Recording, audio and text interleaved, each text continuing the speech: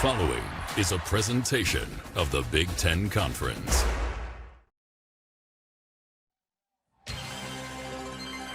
Finally, we're ready for some football in West Lafayette, Indiana. About 3.5 hours ago, they started on the PA system playing Gene Kelly's Singing in the Rain. Luckily, about an hour ago, I was never so happy to hear George Harrison with Here Comes the Sun. The fans are back in. The mascots are back in. Thank goodness the bands and the players are back in Ross-Ade Stadium. The Home Depot Big Ten on CBS, that's our matchup. It took a long time, but here we go. It's Big Ten time, conference football. The Trojans of USC came 2,100 miles for this rain delay against the Purdue Boilermakers. This is basically our timeline. It was a gully washer, a frog choker, if you will. 2:41 USC took the field. Purdue right after them. The first lightning strike hit. And then at that point, it becomes every half an hour to try to find out when you can play football. And after 900 plus lightning strikes, we're here. Welcome, everybody. Brad Nessler with Gary Danielson, Jenny Dell, Gene Steratore. What have you been doing the last 3 hours? Thinking about everything I could think about, ready. Most looking forward to doing the game. Have you ever been through anything like this? Not really, no. Maybe a little delay, but not like this. I don't know if anybody on that field or even the coaching staffs have any experience with this. Both teams 2-0. They both beat opponents that they should have beaten. Now we kind of find out what they're about today. And I think because of what happened to both of these teams last year, different types of disappointments. USC expected to be a much better team, a lot of close losses. Right. Purdue is a year to forget in history of Purdue football. As you say, now they come in, they're still wondering where they are. This game will tell them. USC was 1-4 on the road last year. Purdue only won one game all year, but a new coach in Barry Odom will develop that as we go. The busiest person today, with the exception of the guys in the studio, is our Jenny Dell. Jenny, I'm sure they're chomping on the mouthpiece to get this thing going right now. They're so excited that we're back out here. There's some sunshine. It's beautiful now, but that storm was intense. Let me tell you, a little over 3 hours and two very different experiences for these teams. For USC, they're stuck in a tight visiting locker room here inside the stadium. We saw players out in the hallways on the bikes, stretching, trying to stay sharp. Now for Purdue, they're back comfortable in their home facilities. Coach Odom told me the players had meetings, they relaxed a little bit. He said he was really pleased with how they handled it, but they were anxious to get out here and play. Now, you mentioned the water, okay? 1.29 inches of rain that fell on this field. The field drainage system here at Ross-Ade, it's impressive, guys. It was installed back in 1974. It was created by a Purdue professor and his students. It's a suction system that has yet to be rivaled. Coach Odom said, we have the best turf management crew in the country. He had no concern whatsoever with the playing conditions as we start this game. All right, so the engineers back in the mid-70s know what they were doing. At a quarterback in the 70 through 72 season was my partner, Purdue Hall of Famer Gary Danielson. He's going to be honored here today. But the weather finally got better. 72 degrees. That wind, we could have used it about 3.5 hours ago. It might have blown some of this stuff out of here. And as Jenny reported, if you look at the field, and I was watching closely in the warm-ups, how the players, especially the defensive backs, was there any slippage? No turf marks, no skid marks. I think the field is in perfect condition. USC won the toss, and they will defer. So Purdue will get the football first. 5th meeting all time. First meeting since '98. Drew Brees and Carson Palmer made their college debuts. Gary and I did that game. Yep. Purdue won it 27-17. The temperature of that game was about 110 degrees, I think warmer than that on the field. The story was the weather in that game. It was. Dean Blevins lost about 10 pounds as our sideline reporter. But here we go. After a long delay, and I got to give these fans, the hardy fans of Purdue, credit because they have repacked Ross-Ade Stadium.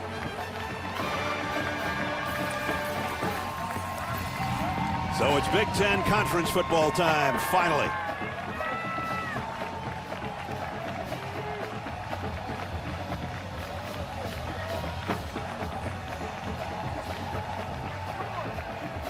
Antonio Harris back deep, awaiting the kick of Ryan Sierra. Both teams out to prove they're good enough. Purdue's trying to prove they're good enough to compete. USC's trying to prove that they're a top 10-15 team. After the long delay, we are underway.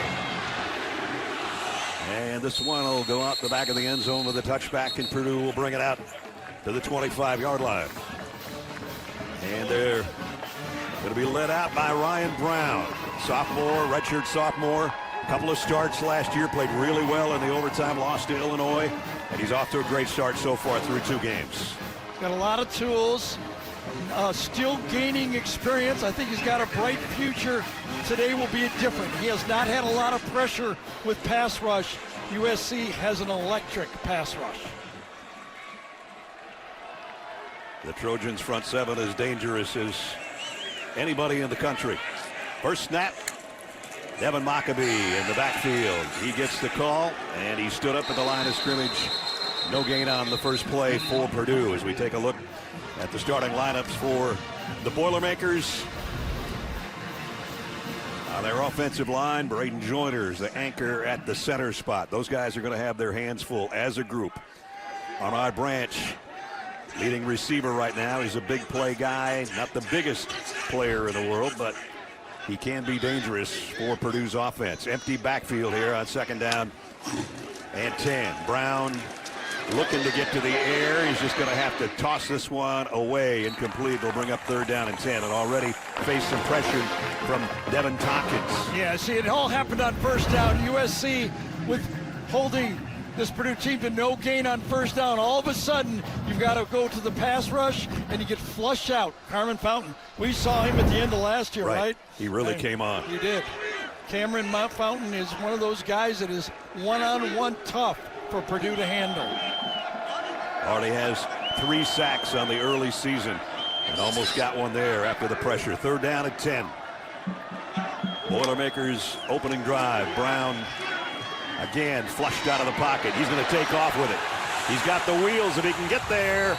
Really close. I think he's about 2 feet shy. Yeah, but he was sticking that football out.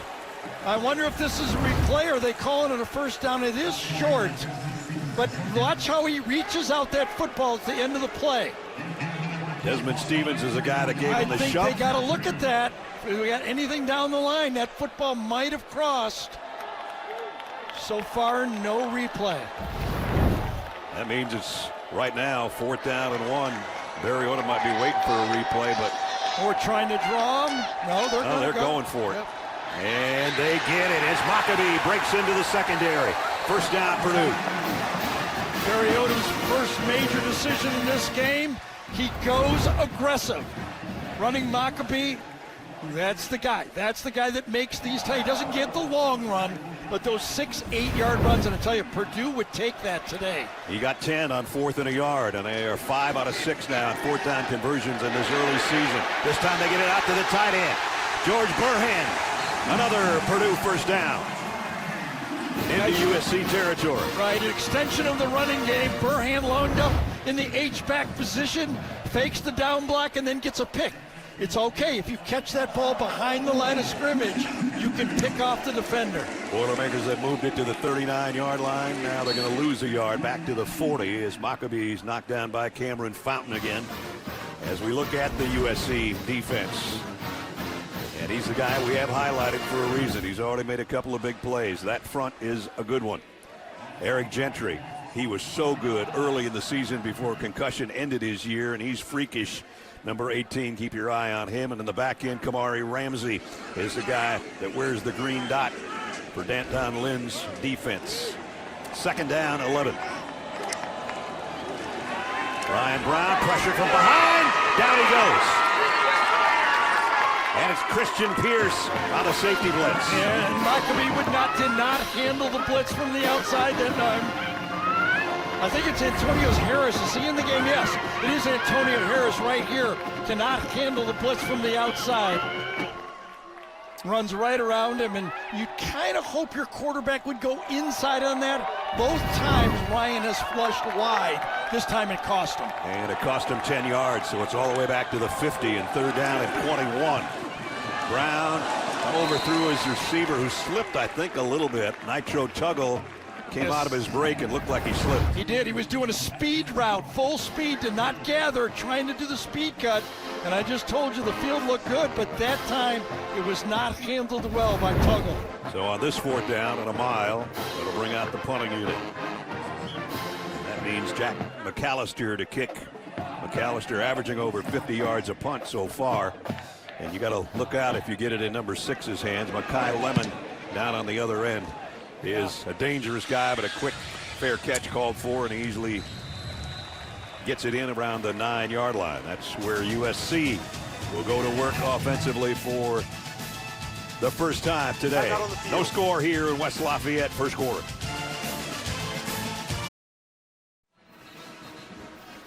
First quarter, USC about to take the field offensively for the first time as Purdue got a couple of first downs, but then the sack forced the punt.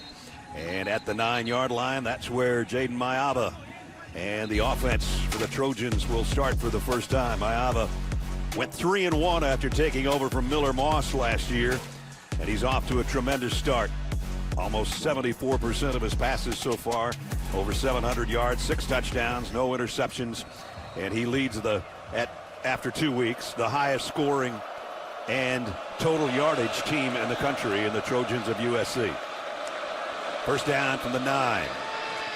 And it's Wayman Jordan. Jordan got out around the 13 before all his black jerseys swarmed around him. Offensively for the Trojans, Killian O'Connor is the anchor, walk-on at the center spot. There's the front wall. As you look at them and their names, Jordan, the leading rusher so far, carried on that first one for 4 yards. And the dangerous wide receivers that will develop as we go. Jordan, no gain on this play, and it's going to bring up a 3rd down. Charles Correa in on the tackle. Defensively for Purdue on their front, C.J. Madden, one of their good edge rushers. Manny Powell came over from UNLV with Barry Odom. And Tony Grimes, their top cornerman, likewise from the Rebels. Plenty of time. Mayava lays it out there, and it's perfect. On the run, and Jacoby Lane's got it for a big gainer. And one to the outside, only a 3-man rush, just a look inside, and he freezes Grimes, just a head fake. That's all he had to do, and that speed was enough for Lane to run right by him. A 59-yard gain. 15-yard penalty being forced from the end of the run. The play resulted in a first down. And a penalty at the end of the play.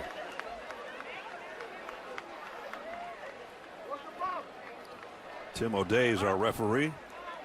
And they're going to walk this back against the Trojans. So that'll make it more like a 44-yard gain once they walk things off. And that'll bring it back out to the 43-yard line.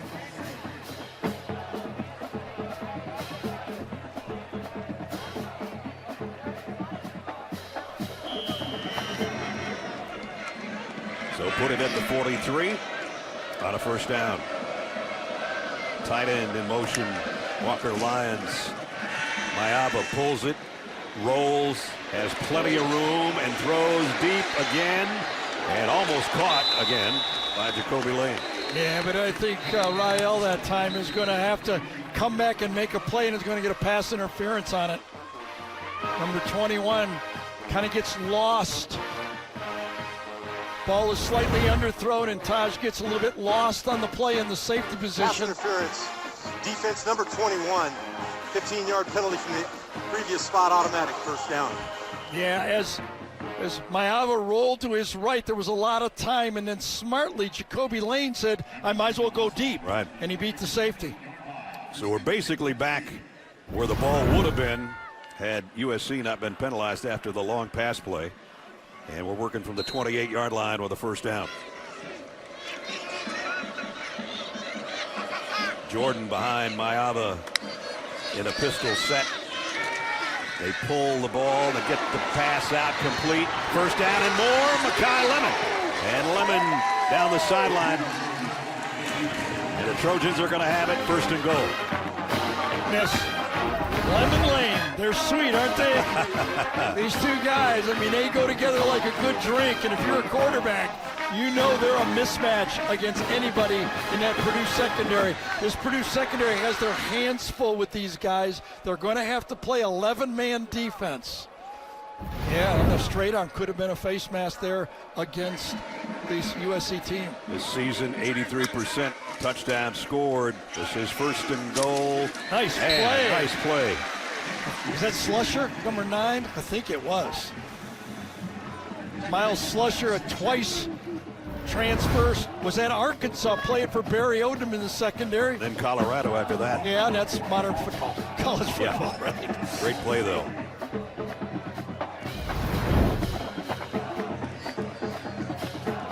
So no gain on the play, actually a loss of about a yard. And it's 2nd and goal from the 8. Purdue comes in with 5 defensive backs, really only 3 down linemen, 3-3-5.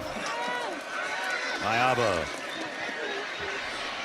flushed out of the pocket. He's going to keep it, and he'll go out around the 5, maybe the 4. Slusher ran him out. Real nice job right here. They just kind of play a picket defense right here. You just get all your guys in space and make the quarterback see a bunch of black jerseys on there. Drop back in the zone. Everything's in front of you, and they force Mayaba to run to the outside. Beautiful defensive call. And they actually gave him a pretty good spot down. 3rd and goal at the 3. Not that USC might not go for it on 4th down, but this would be a big stop for Purdue's defense. Mayaba swing pass out in the flat. They got the stop. I was with you, Brad. I think that's a questionable call from Lincoln Riley. I was thinking 2 runs in that situation. I'm trying to prove that I can play tough football against these guys. What better opportunity from that 3rd and 2 or 3 to just pound it at this Purdue team.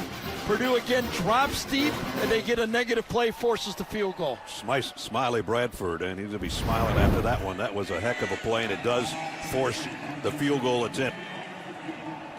Ryan Sayuri will try from 24 yards out.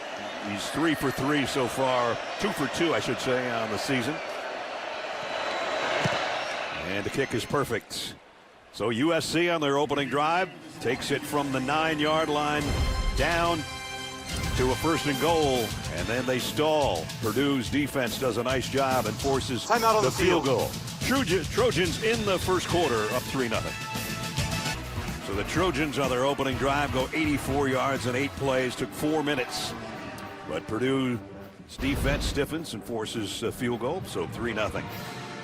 Barry Odom, his 1st year. And we have known him since he was a player at Missouri, and then the defensive coordinator, Gary Pinkel, then the head coach, then on to Arkansas's defensive coordinator, Sam Pittman. Then he got his 2nd chance at UNLV as a head coach, and he did a really good job. Yeah, he turned that program around with the toughness that he's demanding here. The 2nd day of pads that Purdue went in fall practice, they had a 100-play live scrimmage. Whew. I think he served notice that we're going to have to play some tough football around here if you want to play for the Boilers. They got 82 new players and tops in the country in transfers, 54 transfers. Barry said I had my first team meeting. There's 38 guys there. I said, we got to add to this room a little bit. This kick, again, will bring it out to the 25-yard line. And now it's time for Working on a Win, presented by the Home Depot. And Lincoln Riley says we need more discipline. We're all going to wear the same kind of sweatsuits. We're not going to have fancy suits, and you noticed this before kickoff. Every player was lined up a straight line with that football helmet on their right side. Everybody doing the same thing. We got to bring a little more discipline back to this football team. Do the little things. They were close. Do the little things as a team. Lincoln in his 4th year in Los Angeles as the head coach of the Trojans. 1st down, Ryan Brown's going to be formed under at the 20. Guy. Cameron Fountain has been a problem, a mismatch already. Gentry's there too. Yep, Gentry to clean it up, but it's been a problem right here. This matchup has given them so far, and by the way, Purdue knew it. Purdue felt that he might need help at tackle. Gentry comes one way, inside, and Fountain the other way, and that's the way you rush the passer right there. Tough combo right there. So 2nd down and 15. They'll keep it on the ground. Maccabee found himself a hole, breaks through it, and he's got a first down and a 17-yard pickup. Devin Maccabee, who carried it 32 times in last week's win, and a big gainer here. Yeah, and I think that's what they need to do, is they have to be able to run that guy. I mean, they said we don't want to run him 30 times like last week. Maybe. Brown scans the field and finds his receiver and another first down, and this is Armand Branch, the guy said would be his big play receiver if he could find him open, and he did there. Nice job by Ryan Brown. Had a pocket. Watch him start out left, looking, then he comes back right, refocuses, and puts it right on the numbers. So again, good looking drive for Purdue here on their second possession. They've worked it into USC territory at the 48-yard line. Brown, quick throw on a slant, got it complete again. And this time it's E.J. Horton. Quick passing out. Quickly, they see the safety come up. Good job this time. Dropping back, he reads right here. One guy from the secondary comes up, throw at the blitzer from the secondary. The Oilers going with tempo here. And Brown zips it again. Back shoulder throw at the 10, and another perfect throw to Horton. And he had to zip it. He had no choice. If you had a long, sloppy release on this one, you would have caught a helmet right in the chin. Watch how quick he delivers this. Got one-to-one man-to-man coverage. Back shoulder all the way, just an instant before he was going to get hit. 4 straight first downs, and it's first and goal for Purdue. Maccabee, a little hesitation, then a head-on collision with Desmond Stevens. Now this is where USC needs to look for Ryan Brown as a runner down here. This is when he will attack. So far, he's given the whole time. He's not going to be a runner this time because he's out of the game. They're going to go Wildcat. And that's going to be Maccabee. They call it the Mock Cat.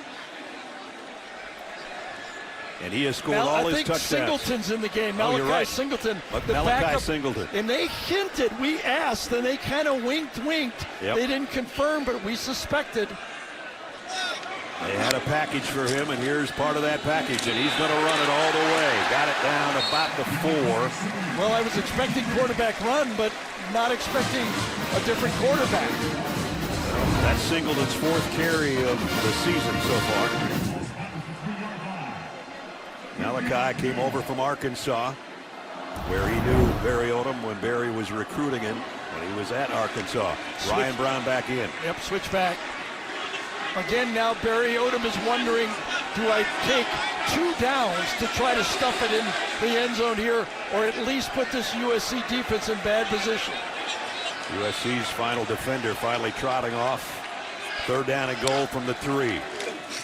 Brown in trouble. Now throws it sidearm, intercepted in the end zone. Picked off by Bishop Fitzgerald. So Purdue, a great-looking drive, ends up with an INT. It looked like a perfect decision by Ryan Brown. His original receiver fell down at the bottom of the screen. Watch down here. A collision, I believe that's where it happened, and then Brown has to go on the run. But as Horton goes across the field, nothing there, goes the other way, and then he thinks he's got him. But Fitzgerald cuts inside. That is some good athletic defense.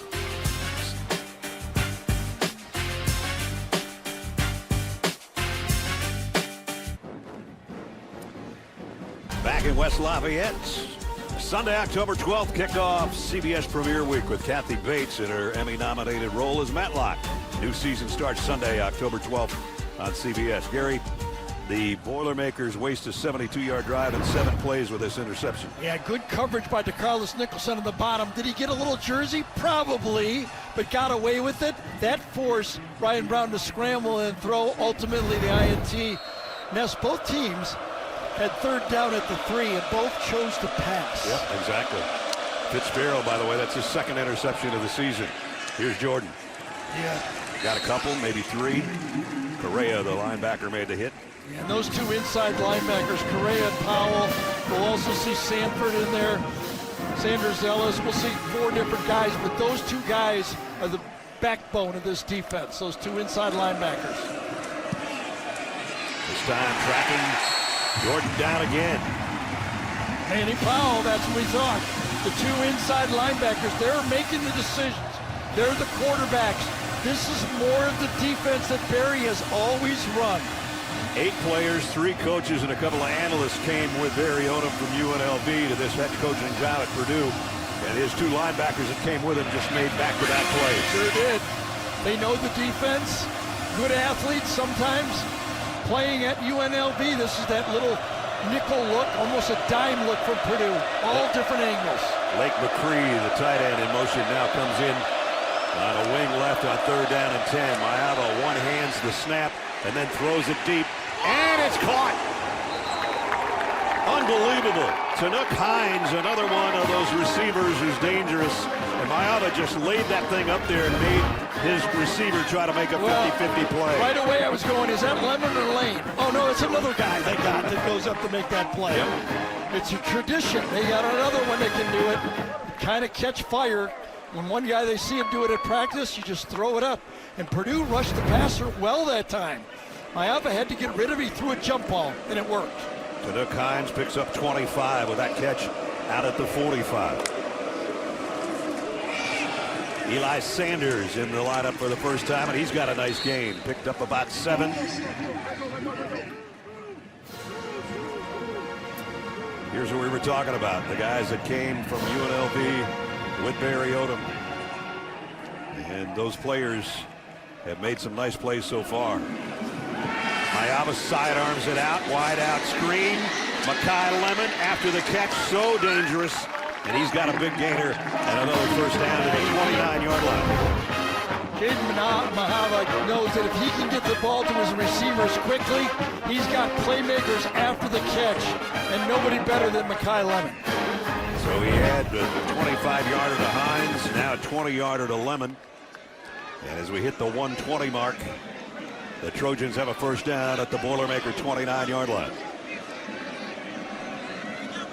McCree, the tight end, will settle in again. He pulls it out of Sanders' gut and throws deep.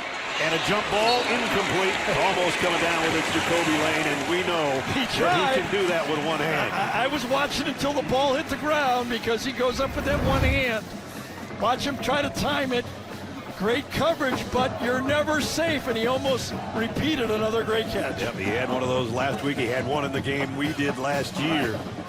You have to be very careful to say that's one in a lifetime catch because it happens almost every week. It does almost every week. It's just against Georgia Southern. Watch this one. Yeah, he had the same kind of catch in the game we did. There, that one right there. Yep. So 5 out of 6 for Mayava. It's his first incompletion. And now Sanders, open field, and he's got room to run.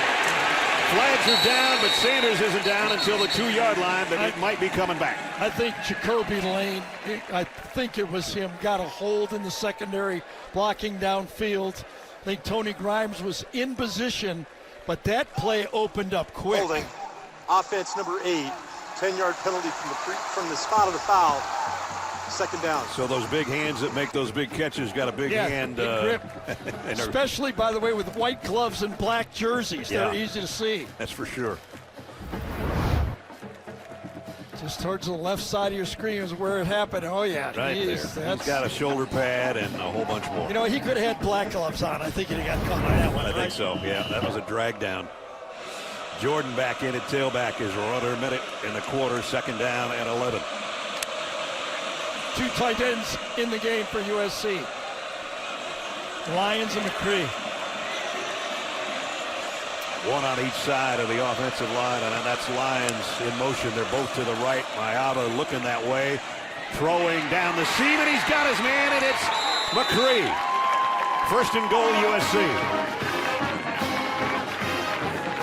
Wake McCree in the H-back position right there. Number 87, little motion to create a 2 tight end look, and then the perfect read and throw. First and goal, and about a yard gain for Wayman Jordan. Second down and goal, and that'll conclude quarter number 1. After the long rain delay. That is the end of the first quarter. Timeout on the field. We've had a lot of action here in the first quarter, but just 3 points so far But the Trojans are threatening, as the Skies were earlier. Purdue, 2 good drives, but one ended in an interception. And USC's got a chance to start the third quarter with a score when we come back. Celebrating the 25th anniversary of the 2000 Boilermaker team. Joe Tiller's wife and Drew Brees brings out a bunch of his teammates. That was a special group. Went to the Rose Bowl. And to start the second quarter, USC at the 3-yard line, 2nd down and goal. Keeping it is Mayaba for the touchdown. Jaden, when he was at UNLV, showed this ability to run, has become more and more of a pocket guy, but he brings that when he needs it. Last time came down here, got a little fancy. This time, we running this football right in the end zone and stick it in. Nice drive, did a lot of good things. The one down the middle, the tight end pass right down the middle was a beautiful play. The jump ball play right on the 3rd down catch, big play on that drive. So it's about to be 10-0. Remember, this drive started after the end zone interception by Fitzgerald. The extra point is good, so they go 80 yards in 10 plays. 25 yards to Tanook Hines. Makai Lemon for 20. Blake McCree for 26. Then he said, okay, I did that with my arm. I'm going to try it with my legs. 3 yards for the touchdown. 2 rushing touchdowns on the year. USC's got 5 players with a couple already. Mayaba from 3 yards out just moments ago to cap an 80-yard drive in 10 plays. I think we're seeing, when we saw Jaden play last year, we saw the potential of what he could do. Now we're seeing a more polished quarterback. Lincoln Riley having another year with him. A little more coaching time for Lincoln, as he told us. Right. He's never done more coaching on the field since he put his support staff behind him. He says, I feel like I'm an assistant coach again out there. He said Jaden was so raw when he came here, but I could see the potential, and now that's starting to pay off here early in the season of 2025. Kick running up at the 4-yard line is Antonio Harris. And Harris brings it out across the 20. Ryan Brown set to take the field. An interesting journey, Jenny, for this guy to be the starting quarterback. Yeah, after 2 seasons at Purdue, Brown took a brief detour to North Carolina, and in that short time away, he got a crash course from the one and only Bill Belichick. Lessons, he says, changed everything. He learned how to study alignments, dissect tendencies, anticipate every move before the snap. He said the coolest part was working under Belichick, getting a first-hand look at NFL-level preparation. But guys, as valuable as that was, he realized Purdue isn't just where he started, it's home and where he's meant to be. Yep, he's happy to be back. His teammates are happy. The few teammates he still has to have him back, and here he is on the ground. Should be a face mask on Gentry, but I don't see a flag. Apparently not. Yeah, he knew right away on the keep that he could not get outside of Gentry. Cut it up for a positive play. Good, smart run on 1st down, especially for the quarterback. I thought there was a face mask here, but I guess not. Officials say no. Well, maybe it was just his hand coming across the face. I think you're right. I think he got it. Yep, that could have been called and should have been called. Good eye, Ness. 2nd and 6. Brown has time now, runs out of it, and runs into a 1st down. And maybe, did he slide too early? I always advocate those quarterbacks to dive for those 1st down plays. You get the advantage of where you get to. When you're sliding, they go where you start the slide, is where they put it. So you got to take that 1st down, dive between the guys. When you slide, it's where you start it. And you're right, he's short. Yep. So it's going to be 3rd down and a yard. Yeah, now it's a big stop. Now this Purdue offensive line has to come through. Can they knock him off the ball? Nope. They can't. It'll be a loss of about 4. And it's number 4 that's got him all wrapped up, Jakeem Stewart. Big difference between that scramble and now punt. Yep, Jakeem Stewart, one of the highly recruited players, comes out right there, beats his man cleanly. Remember, could that Purdue offensive line win? They did not. And he makes another tackle for loss. A 6'5", 290-pound freshman who is one of the most highly recruited defensive linemen in the country, and he makes the play, and it forces Jack McAllister to punt. Wow, they almost got to the kick. fair catch and a diving fair catch taken by Makai Lemon. And we do have a flag down. That's a big call. If it's holding him on USC, that could be an automatic first down. Let's see what happens here. Personal foul. Defense leaping the shield. 15-yard penalty from the previous spot. Automatic first down. When I said they almost got the kick, yes. It's going to be a leap that gets it, and this is something you can't do. Leaping the shield. There's the shield, the three-man front. There's the leap. Oh. You know, he kind of was going vertical, and then the Purdue guy attacked him when he leaped there. So I guess you got to make sure that you don't give the. Yeah, he kind of drifted his way. That was Walter Matthews, yep. who's the guy that was called for the penalty. And Lincoln Riley's asking, my guy was just jumping, and the Purdue guy attacked him, but I do think he drifted into him. I agree with that call. So it's first down by penalty. USC had too many penalties in their game a week ago in their win over Georgia Southern, admittedly. Lincoln Riley said, yeah, we got to stop that. Well, they've got 3 here in the first half so far. That was a big one. Brown loads, reloads, and incomplete. Maccabee was the closest guy. Anthony Lucas was putting some heat on him. I thought this was good protection, though, Ness. You know, he had a good 2 seconds to look around. This is first down. Just look for your check down. Nothing there, nothing there. Okay, look for your check down. It's right there. Give him the football. Don't try to run first. Yeah. So it's second down and 10 at the 44. Snap was a little wide. He got the handoff to Maccabee, and he's still going. Wow, he is impressive. Got it to midfield. You know, he's coming into this game, he's 121 rush attempts short of the all-time record for Otis Armstrong, wow. my teammate at Purdue, and that's a pretty good record to have for a guy that walked on here at Purdue. If he averages about 98 yards a game, he'll pack Mike Allstott as the all-time rusher in Purdue history, and that's a good name as well. How about 2 good names, right? Yeah. Armstrong and Allstott, they're third down and 4. Blitz coming. Brown over the middle, and he's got his man, and it's complete, and it's Nitro Tuggle for the first down. Remember how Purdue was having trouble handling the right side? What do? They adjust and give some help from these 2 players right here to right tackle, this time Baheen Coley. Help on the edge, and that allows Ryan Brown to get downfield and find his receiver. 14-yard pickup to Nitro to the 36-yard line. Play action. Brown throws on the run. Tips incomplete. Anytime the quarterback runs out of the pocket, usually it's one of the offensive linemen that doesn't expect it, and they grab on. Personal foul. Hands to the face. Defense not number again. 8. Wow. 15-yard penalty from the previous spot. Automatic first down. As you mentioned, the penalties. When that punt came down to USC, I said I was ready to go. The Purdue defense needs to step up here because it could get out of hand. All of a sudden, 2 penalties and a really nice drive for the Boilers. This one's on Devin Tompkins right there. Yep. And it, wow. Oh, that was the obvious one. Really bad, wasn't it? Yeah, it was. There was no drift on that one, was there? That was right through his face. So another first down and the 4th penalty for 55 yards against the Trojans. And that moves the ball to the 21-yard line. Malachi Thomas in the backfield for the Boilermakers. He gets the carry. And a nice gain as he spins his way down to the 16-yard line. So again, 3rd time Purdue's had a good-looking drive. Let's see if they can pay this one off.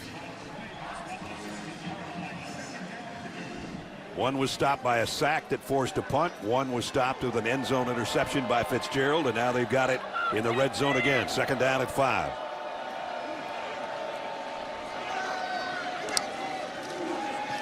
Brown sidearms it and incomplete.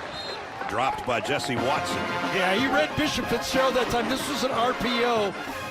When the man in contrast, Fitzgerald blitzes, he throws at the blitz. Coming from the outside, that's who he's reading. Coming into the red, not enough numbers, get it outside, but not an accurate throw. So a third down coming up for Purdue. They came into the game picking up 52% of their third down conversions. They could really use one here in the USC red zone. Got 3 receivers to Brown's right, all in a bunch at the top of your screen. 7-man in rush position, 7 people up there for USC defense. Looks like the track team for USC. Brown, look out from behind, hit as he throws, and it just flutters out incomplete. Eric Gentry, who else? Yeah, I'm wondering right here if the running back did not ruling on the scan field is this fumble. properly.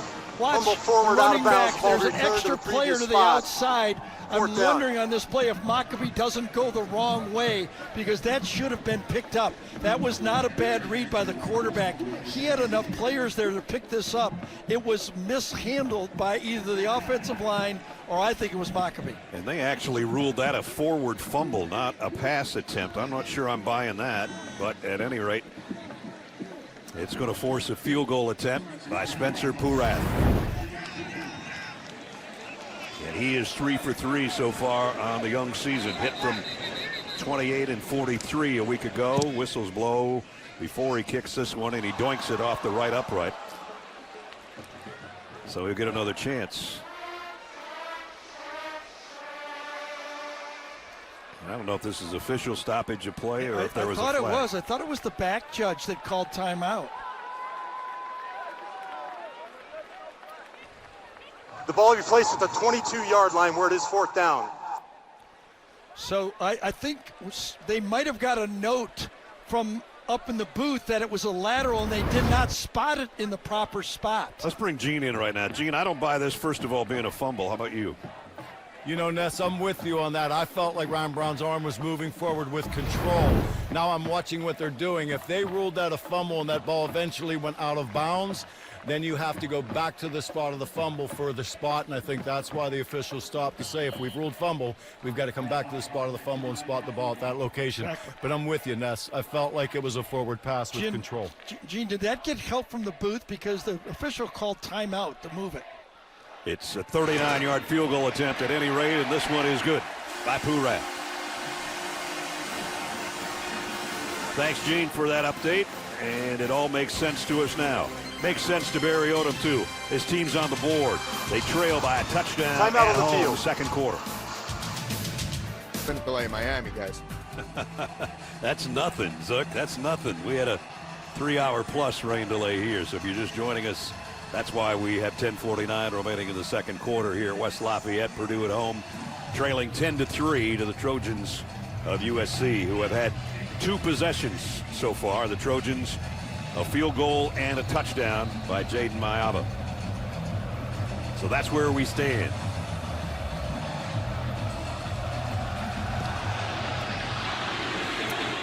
And the kick will go into the end zone. USC will bring it out to the 25-yard line. Join host Nate Bargatze as your favorite stars shine and your favorite shows take center stage in a celebration of television's best at the Emmys. Live tomorrow at 8 Eastern, 5 Pacific, right here on CBS. So this is where this Barry Odom defense could really make this a football game. USC has not punted in this football game. Jordan Mayava has done basically anything he's wanted to do, throwing the football. They need a stop to stay in this game. Mayava on that last drive that he capped off by himself from 3 yards out had 3 pass plays of over 20 yards, to 2 to his wide receivers and 1 to his tight end. And he has had the hot hand, as you saw those numbers on the screen. Now they go to Eli Sanders, and Sanders get it across the 30-yard line. Jenny. Yeah, Barry Odom is very familiar with the opposing quarterback. Odom was Mayava's coach at UNLV when he won Mountain West Freshman of the Year. Now, Coach Odom has expressed his admiration for Mayava's continued development. He said he can make every throw there is on the field. He's a tough runner. He added, I hate to see him on the other side of the field. I love him to death, but I hope he plays awful today. That was his exact quote. And he kind of said it under his breath. He looked at us and said, I love him to death, but I hope he plays awful. Well, he was part of the Barry Odom's first year at UNLV. There's Jaden on the left. Barry Odom has given a very light box in this game so far. 5 defensive backs in the game, just 3 down linemen, kind of just daring USC to keep running the ball, but they refuse. Jacoby Lane, that last catch got him to the 45-yard line with a first down. Sanders shifts from one side to the other. He gets the carry, and Eli got about 5 more. Taj Rael that time does a good job of coming up from that secondary. Again, if you can hold them, no big explosive plays. They're going to gain yards. They're too powerful. They run the ball so well. I do believe this USC offensive line is better than a year ago watching them. They had a weakness at tackle last year. I think they've strengthened that position. They're bigger on the offensive front as well. On the RPO, Mayava throws incomplete. He did not see that one. Purdue playing a zone again that time, and he's very fortunate to get away with that. Miles Slusher is standing right there. Just a little bit of pressure inside that time. Forced to throw the ball away, but he did not see this guy down here. He's very fortunate to get away with that throw. That's the first time they pressured him, and it paid off, and it forces a 3rd down at 5.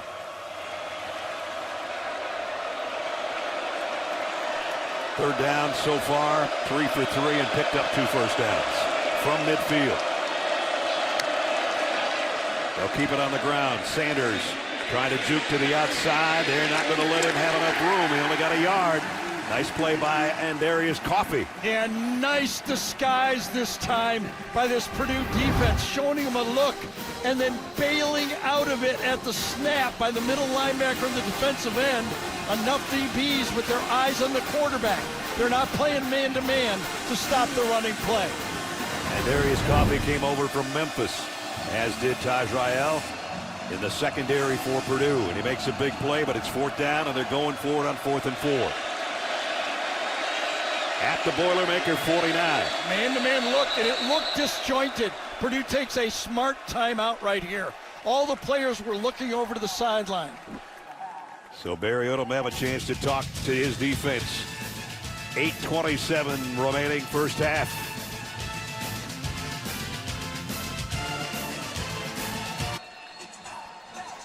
Fourth down coming up. Good timeout, huh, Gary? Yeah, it didn't look right. And really, if you look right here, there's 6 guys in the box, and there's only 4 more at Purdue. That's 10. Almost everywhere it's 10. That's why you could see that Purdue was looking over. They were confused on what to do, what the look was. Smart timeout. This is USC's first 4th down attempt of the year here in week 3. 4th and 4. Trips to the top of your screen. Mayava looking that way. Throws short on a crosser to McCree. He's got a first down and a bunch more. Lake McCree, the tight end, his 2nd catch. This one good for another first down. Yeah, this is a man-to-man route designed by Lincoln Riley. You get blocking from the guys coming across over here, and then the tight end just slips underneath it for an easy pitch and catch, like a running play. Again, those picking onto the outside, made a lot of traffic, and able to sneak underneath it was Lake McCree. McCree got it all the way to the 37-yard line. First down. I think Lincoln Riley sensed that was an important get for his football team to keep this drive alive. Yep. King Miller in the lineup for the first time, and the walk-on, who has been sensational so far this year with a good game. Yeah, he sure is. I mean, this guy has made big plays, runs smart. I mean, redshirt freshman, and he has demanded, he's earned carries on this football team. He's got 144 yards on 8 carries. You can do the math on the average. About 19 yards a run coming in. He got 9 there. 2nd and a yard. This time Mayava pulls it. First down, blockers in front. He's in the red zone at the 18-yard line. Good job inside. Watch the center right here, O'Connor. This is back-to-back plays. He's had really good key blocks on this play. Watch him crush it down. Good job inside this time by Raymond, number 73. And Mayava says, you're going to have to stop the running game against all 11 on us. It's a good thing Haduri Hines kept ankle tackle there. He might have scored. Yeah, Walter Lyons, also the other tight end in the game, doing a good job. First down at the 11. 2 trips in the red zone, a touchdown and a field goal so far. Mayava crossing route, complete to the 11 to King Miller.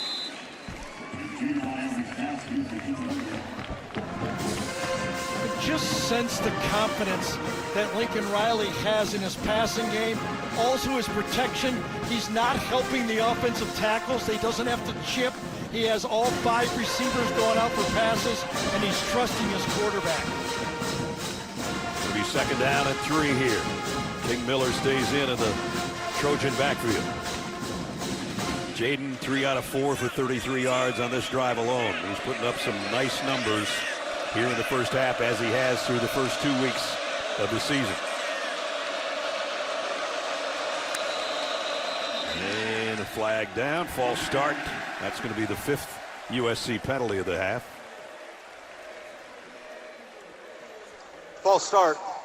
Offense number 67. 5-yard penalty. Second down. That's the center, O'Connor.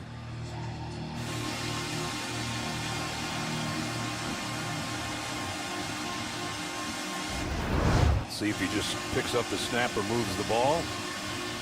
Yeah, there's the little flinch. More of a butt flinch. Yeah, it was. The ball. Backs it up to the 15-yard line. 5 penalties, 60 yards. Just 1 penalty against Purdue. They came in as one of the least penalized teams in the country with only 5 penalties in the first 2 games. Again, 2 tight ends, same look they got. McCray down the middle. This time they run out of it. Oh, nice play. No gain, maybe a yard for King Miller. And Charles Correa is all over the football field making tacks, isn't he? Player, man. True sophomore. I watched it on tape. I just thought he was an elite football player. One of those typical Big Ten linebackers, reading the plays quickly, well talked by one of the great linebackers we saw, Mike Schurer, the defensive coordinator that Barry has brought along with him. There's a 3rd down and long. 3rd and 7 would be another big stop for the Boilermakers defense. McCree, the tight end, comes out wide. Both tight ends wide, the 2-star receivers in the slot. There he goes. There's the hit, and short of the first down by about a yard is Mekhi Lemon. It's 4th down. Do you take the 3, or do you try to pick up 4th and 1? Well, they're going to go for it. Or at least they're going to try to. Yep.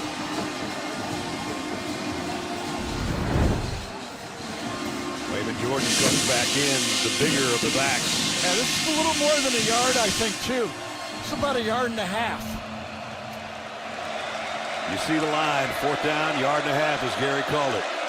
In a pistol set with Jordan, the tailback. Gets the fake, and Maiava's got the first down again. So he uses his legs again, and that is working for him. Maiava pulled it from Jordan, kept it, cut to the left side, puts his head down, and take the defender with him. And so it's 1st and goal. Trojans another long drive, 70 yards. They mixed it up, 7 runs, 5 passes, over 7 minutes. We only have 3:30 to go in the half, and they're knocking on the Boilermaker door again. Lemon down to the bottom of your screen. Jacoby Lane to the top if they pass. They won't. And Jordan's going to score. Touchdown, Trojans. Wayman Jordan.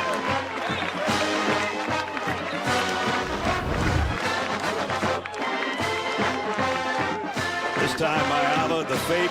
Purdue was looking for that, but it was Jordan all the way off left tackle for the touchdown. Well executed drive.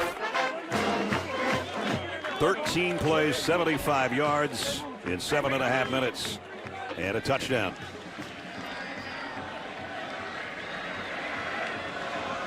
Sairi for the point after, and it's up and good with 3:18 to go as USC on the road has stretched their lead 17-3.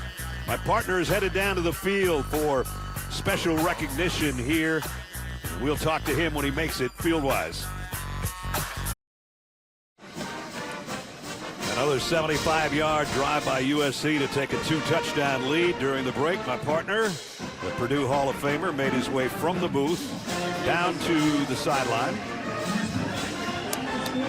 And he meets our other sideline reporter, Jenny Dell. And he's going to be mic'd up. There he is. It's been a while, Ness. Been a while since I've been down here. It looks the same, though, I'll tell you that. You just don't have to face a rush right now. So For true. And a good USC team. That was a nice drive. So Purdue's going to get it with 2 timeouts remaining and 3:18 to play in the first half. Antonio Harris back at the goal line awaiting the kick. Zaire, who just hit the extra point after the touchdown, the second one of the day for the Trojans. And they'll let this one go and bring it out to the 25-yard line. It's not the first time my partner has not only been my analyst, but he's been my sideline reporter too. Let's take you to Tokyo. And Gary's made his way down to the sideline. You know, I got hurt so many times playing football, I'm just kind of nervous down here, you know. The Big Ten is a great league, and I'm proud to represent us. Here we go. We got the Roses right here. Thank you, Jim. Appreciate it. Great job representing us in the Rose Bowl. Those were great times, right? Yeah, that was thousands and thousands of miles away, and a Rose Bowl trip for the. So it was nice to see that Purdue 2000 team, their first Rose Bowl trip in a while, and that for Barry was that Rose Bowl trip, that first one that we covered that whole year. First one since the early 60s for the Badgers and that trip. Plenty of time here, 3:10 to go. You know, I mean, nice methodical drive here. Take your time. This would be an important drive for the Boilers. Got 3 minutes to play with and 2 timeouts. Maccabee in the backfield with Brown. 4-man rush. Brown's going to throw it out to Maccabee and see if he can beat the defender. Broke a tackle and got the first down, but we got a flag down. Yeah, and I think it's going to be on the right tackle again. That right side has been a problem. Number 1, Fountain, was turning around saying, I got grabbed. Holding. Offense number 78. 10-yard penalty from the previous spot. Second down. Buckney Coley is the guilty party, as Gary called it, with a holding call. More action coming up tonight at 8 Eastern over on CBS Sports Network as Wyoming goes head-to-head with number 20 Utah in primetime. Yeah, now you'll see Lincoln Riley smartly try to figure out if the clock can move in his favor with a stop here. Yet USC's got 3 timeouts. And it's second down and 13, a spot that the Boilermakers didn't want to be with on this drive. Jaheim Merriweather in the backfield, and he got maybe a yard. There's another flag down. Yeah, let's see how aggressive Lincoln Riley is, and I wonder if, no, it was, you're right, it's the flag for the timeout. Holding. Defense number 4. 10-yard penalty. Automatic first down. So that one goes against the Trojans, and that'll give Jakeem Stewart with the flag, gives the Boilermakers a first down. We saw Stewart make a nice play defensively earlier in the game. The freshman this time. That was an interesting call Yeah, right it was. there. Being pushed at the same time he was going across. He probably had a grab, but usually they let him get away with that. But that changes the dynamic here. Plenty of space now for Purdue to get aggressive. First down at the 34-yard line. Brown screen in the middle to the tight end, and Burhan is out close to another first down. Burhan's been a little bit banged up. They think highly of him. When he's healthy, they think he's going to be a really good one. Yeah, right side of the line, he kind of goes out, and then because he stays behind the line, those offensive linemen can get downfield. Feels like the officials have left their flag out on the field from over here now. You see that? And here's a first down toss, and it's Nitro Tuggle still on his feet. Gary, I'm not so sure that's not one of those bags that goes around. Oh, I see. I think it's a piece of USC uniform, I think. Gotcha. Interesting. But they haven't picked it up, and it does confuse you a little bit. And we worked our way down to the 2-minute timeout. This is the 2-minute timeout for the first half. Timeout on the field. We'll pick that up. There we go. Now we got it out of the way. 1:51 remaining in the half. 17-3 USC with the Boilermakers on the drive, courtesy of Nitro Tuggle.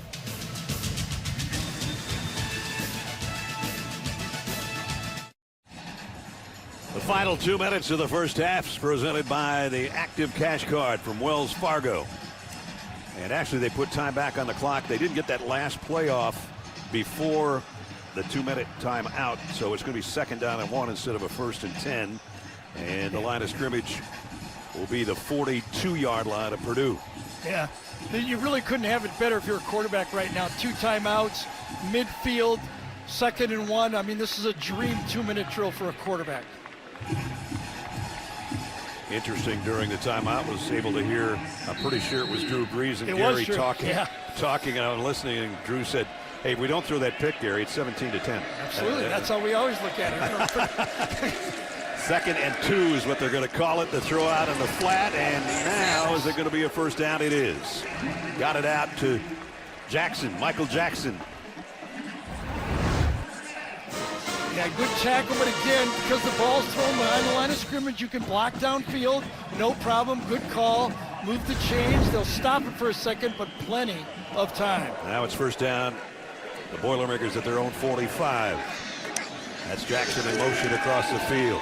Ryan Brown backpedaling, looking for a receiver. He's just going to throw it away. Live for another play. It'll be 2nd and 10. Coming up on the Geico halftime report, Adam, Aaron, Rick, and BJ. If they're still not sleeping, we'll break down our game and catch you up on all the action from around the country. It's all coming up on the Geico halftime report. Those guys put in an unbelievable day today, and it's not over yet. 2nd and 10. Brown throws. That was supposed to be a screen to the tight end, I think, and Gentry just blew that thing up. Come on, he is a quick reader of these plays. I mean, it just stands out. We saw it last year. That really hurt USC when he went down. Then he, as Ness told you before, decided to redshirt, but he smelled this play out, beat the block by the offensive lineman, almost deflected the pass, and then made the tackle. We got a timeout.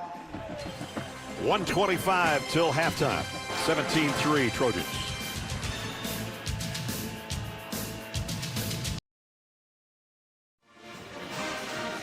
Purdue trying to boil her up from our AT&T pylon cam here in the last minute and 25 seconds of the second quarter. They've got the ball, trailing by 2 touchdowns, and they have a very big 3rd and 10 upcoming.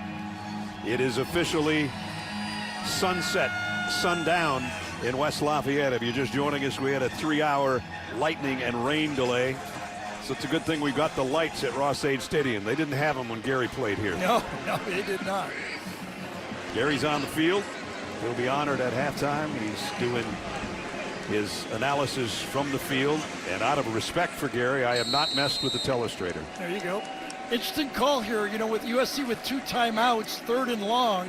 How do they dial this up for Purdue? Do they run or do they throw the ball? They only converted 1 3rd down so far today, and this is their biggest one so far. Right. If they run the ball or a short pass, then USC would have to burn a timeout.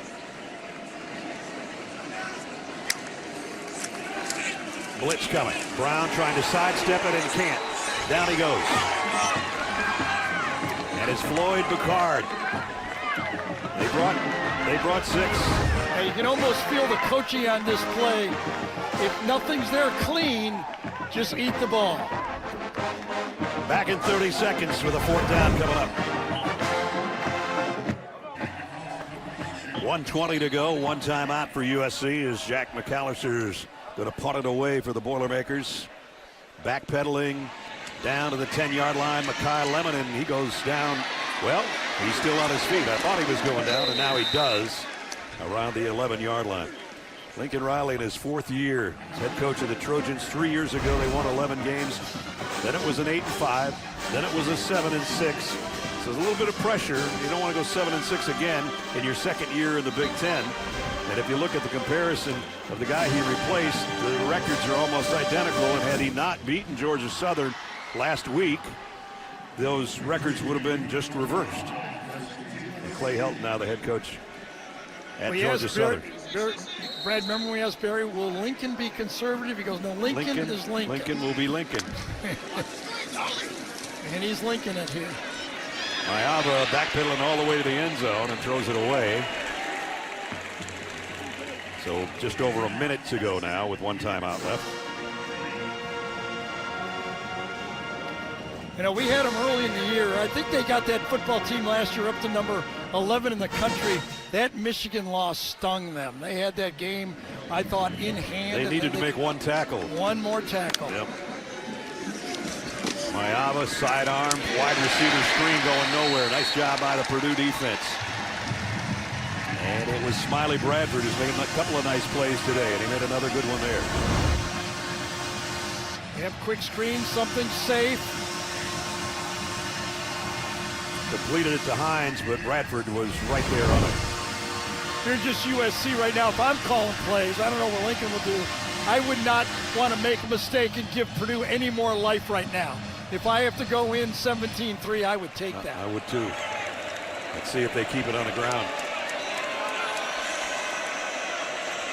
They're going to let the clock wind down, the play clock down until the very last moment as well.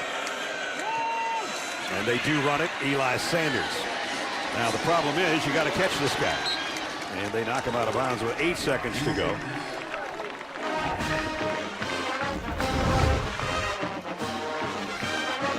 Pretty good cross block. That good job by Lake McRae, number 87, coming across on that zone, kind of delay split zone play, and get Sanders into the secondary for a nice first down.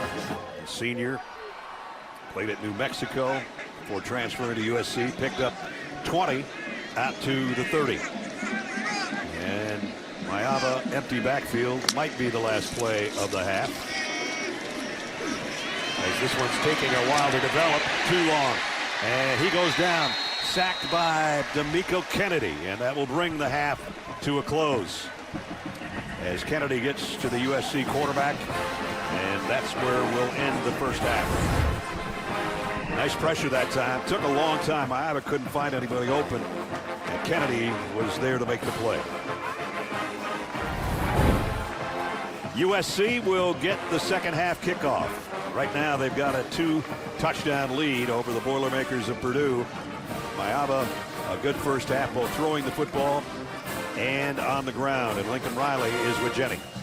After a 3-hour weather delay, how do you think the team responded in the first half? We just got it back to West Coast time. So that was God doing that for us. So no, we responded well. We came out, had some really good stops, obviously defensively, which really got us some momentum. It's a tough, rugged game like we thought it would be, but good to see both sides of the ball playing well. So you won the first half. How do you improve in the second? Well, that'll be the challenge right now. We've got to be able to maintain it, the intensity. We've got to continue to make big stops defensively. Got to run the ball a little bit more consistent in the second half. Thanks, Coach. Thank you. All right, thanks, Lincoln. Thanks, Jenny. 17-3 is our halftime score. As we're going to send you to Adam Zucker and our guys in the New York studio for the Geico halftime report. Zuck. All right, Mr. West Coast Ness coming up here on the Geico halftime report. Georgia extending its winning streak against Tennessee to 9, and it included the ultimate catch presented by the U.S. Army. A crazy game.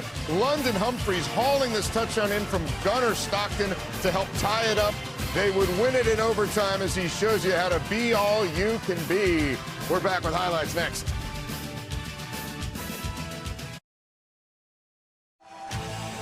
$17-3, USC on the road, leading at halftime at West Lafayette here at Ross-Age Stadium. Well, he might have been number 1 in your hearts, but he was number 18 in your programs. My Hall of Fame partner, Gary Danielson, Purdue quarterback from 70 to 73, led the Big Ten in passing in 71, and he was honored at halftime here at West Lafayette. In 1971, this Purdue quarterback led the Big Ten in passing, graduating as one of the greatest signal callers in program history. He earned his spot in the cradle of quarterbacks, and following his NFL career, has become one of the most recognizable voices in all of college football. For the past 36 years, including 20 with CBS, Gary Danielson has called the nation's biggest games, and this season is his last in the broadcast booth. Presenting Gary with a framed jersey of his number 18, our fellow Cradle of Quarterback members, Drew Brees and Mark Herman. Gary, thank you for all that you have done for college football. We wish you the best in retirement, and you are always welcome back home here at Purdue.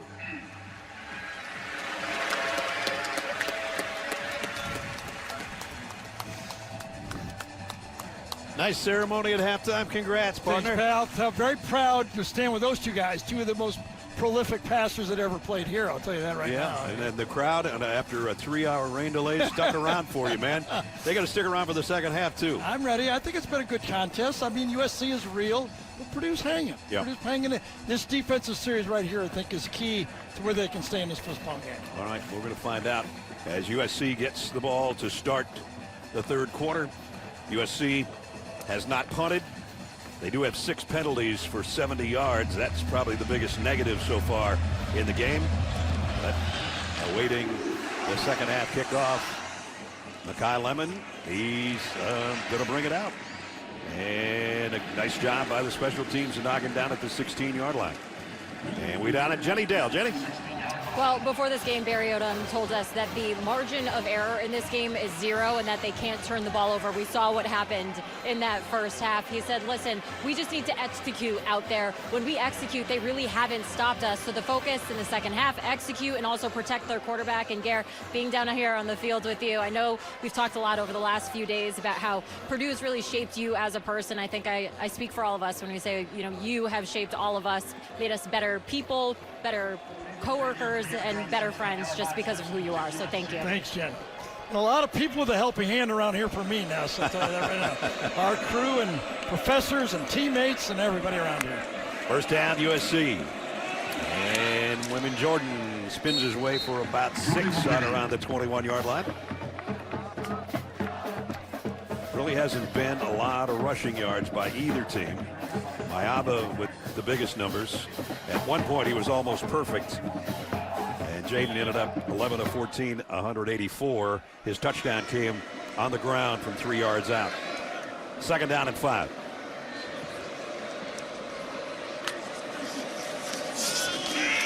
The RPO, and he's going to go deep. Man out there, almost caught, broken up, and we're going to have a flag. Called pass interference on that one. Makai Lemon, the intended receiver. And Grimes, the guilty party. Yeah, Tony Grimes is going, man, I was man-to-man against a tough guy here. This was combat, hand-to-hand combat. I think that is not a good call. Automatic first Both down. guys using their arm to fight the other player off. I don't know how you can cover somebody on those high outside shoulder thing. Both guys are fighting, and I think that would have been a good no call. As it is, penalty against Purdue. I mentioned coming in, they had not been penalized much. That's a freebie for the Trojans. So they start at the 36-yard line after the penalty. Jordan banged at the line of scrimmage. Purdue back in that 3-man front on that play. Have done this a nice job controlling the USC rush game with that underman. They need the defensive backs in the backfield to stop the big plays. They've done a good job with the help of those 2 inside linebackers for Purdue. Correa and Powell both in on that stop. Basically just a 1-yard gain, maybe a half a yard. Correa way outside in man-to-man coverage. Mayaba scrambles to his left, got some pressure there, comes back the other way. Still with his eyes downfield, and he's going to throw it away. Nope, he's going to throw it incomplete. He was out of bounds, no matter even who caught at that time, like McCree. So it's third down. Went to the left side. You see the good coverage right there on the running back. Had to come back, go the other way, and pretty good sticky coverage from that secondary, giving him no easy throw. This would be a big stop. We said but Barry Odom's defense could force a 3 and out. They haven't forced a 3 and out because they gave up the penalty, but a stop here would be just as good. Haven't forced a punt. Nope. Eli Sanders in the backfield with Mayaba. Blitz coming. Mayaba loads and fires deep left side. Got his man in stride. And it's Jacoby Lane with another big game. So Purdue comes with a real delayed blitz. Never got there, but again, Jacoby Lane wins it at the line of scrimmage. This thing was over against Dory Hines in the first 2 yards of the pattern, and against bump and run, that's where you tell your receivers you win. You win off the line of scrimmage, and he did it beautifully. The pass was perfect. Perfect. 42-yard pickup for Lane all the way to the 21-yard line. So the Trojans have got something working here on the opening possession, third quarter.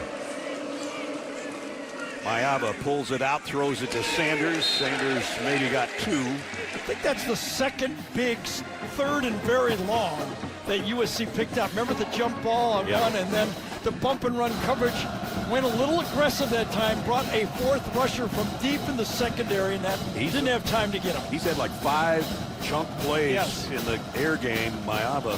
That one drive, he had 3 of them that were over 20 yards. The last one to Lane was 42. That was pretty aggressive bump and run on those guys to the outside. Those receivers are tough to play man to man. 2nd down and 8. They're back in the red zone. That's McCree, the tight end, will settle in on the left flank. Mayava goes back the other way. Incomplete. And intended for Lemon again. So last time on 3rd and long, remember they gave a zone look, but they brought a late blitz. 3rd and long again. Let's see the defense that Barry dials up here. The crowd hoping he dials up something to prevent another first down. 3rd down and 8.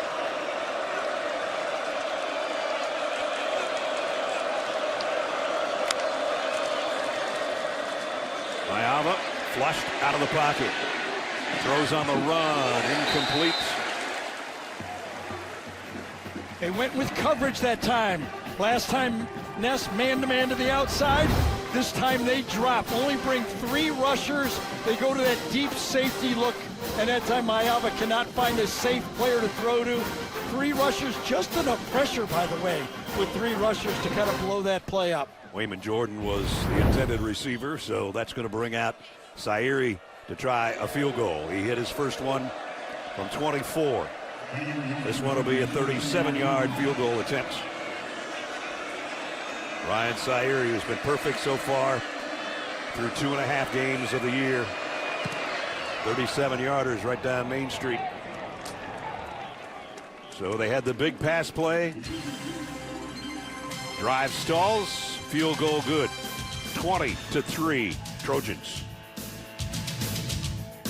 For Lincoln, do we? I would like to start the game at 3:30 Eastern time. Well, that's just me. I was at the TV, the weather on it said 0 chance for rain today. I know. I kept looking at the extended forecast. Sunny and 86. They blew that one. Thus, 65-yard drive and 8 plays got USC the field goal to lead by 17. Haven't been back to Nebraska since Frankie Solich was calling. Little Frankie Solich. Bo Pelini, little Frankie Solich, Tom Osborne. And now Matt Rule's over there. Now Matt Rule in his 3rd year. It'll be fun. I love the people in Lincoln. Sure. I don't think I've ever had to buy a beer in Lincoln. It's great. Me neither. You don't need one. Michael Jackson's back deep, awaiting the kick. And from the 3-yard line. Nice return out to the 30. Our game trends so far. Jordan Mayava has been marvelous. Brought to you by Geico. 228 passing yards and that rushing touchdown. Mockabee 41 yards on the ground. The rest of the team -3, and you add in the sacks, and their rushing yardage is not so good. Yeah, that's a major marker. There are 4 sacks in 1 half. And just imagine the other pressures on top of that that Ryan Brown's evaded. We saw Gentry had 2 of those sacks. There's the numbers for Ryan Brown. That interception, they were on their way to the end zone. The interception was in the end zone. Brown throws a laser. Nice throw. It's a big leaguer right there. Got it out to Branch. Yep. Branch used his speed that time. Just shorten that cushion right out on full speed, and then 1 step and he's to the outside. No slippage at all, and Ryan puts it on the run right on the hands. 20-yard pickup. Branch, they said, the coaches said, yeah, we put about 17 pounds on him. He could use another 20. He's listed at 185. I don't think he's that big, but he's fast. First down, the 45. Out in the flat to Jackson, out to the 49-yard line.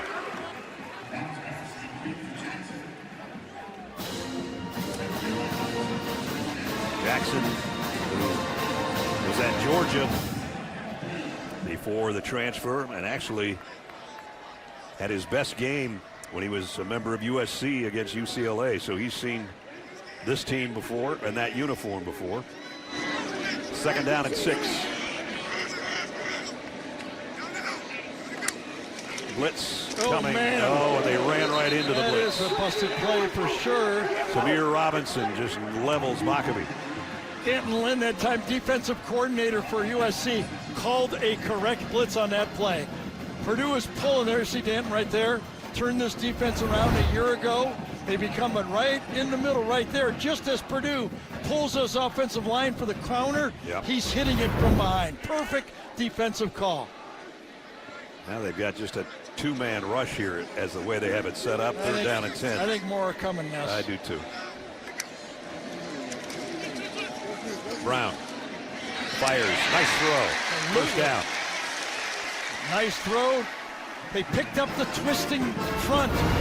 It didn't look like a lot were coming, but they did, and look at that offensive line. They've given up 4, but they're not giving up 5, at least on this one, and a good throw to the outside. And when Ryan's got time, he can lay it out there. He does. He's got a bright future, I'll tell you. This time goes to the tight end, who gets it around the 40-yard line. That's George Burhan. You know, just something we haven't really talked about. Josh Henson, Barry's offensive coordinator, had spent 3 years at USC coaching there. He's calling plays. Hasn't called offense in 8 years. Right. Calling offensive plays. He's out here mixing it up well. He was considered the offensive line coach, offensive coordinator under Lincoln Riley, but when you're the offensive coordinator under Lincoln Riley, it's like being Superman's bodyguard. Exactly. You know? What are you going to call, Coach? 2nd and 9. Look out. Brown got himself a little opening and overshot his intended receiver. Incomplete. I did like the way he rode up into the pocket that time. It has not worked for him bailing deep. The speed and athletic ability of this USC defense have been running him down, okay? If it's designed outside, okay. But that time he got inside of it, made about the only throw he had. You know, it would have had to be perfect. See if they can pick up another 1st down. He's 4 out of 5 on this drive. He needs 9 yards or more right here.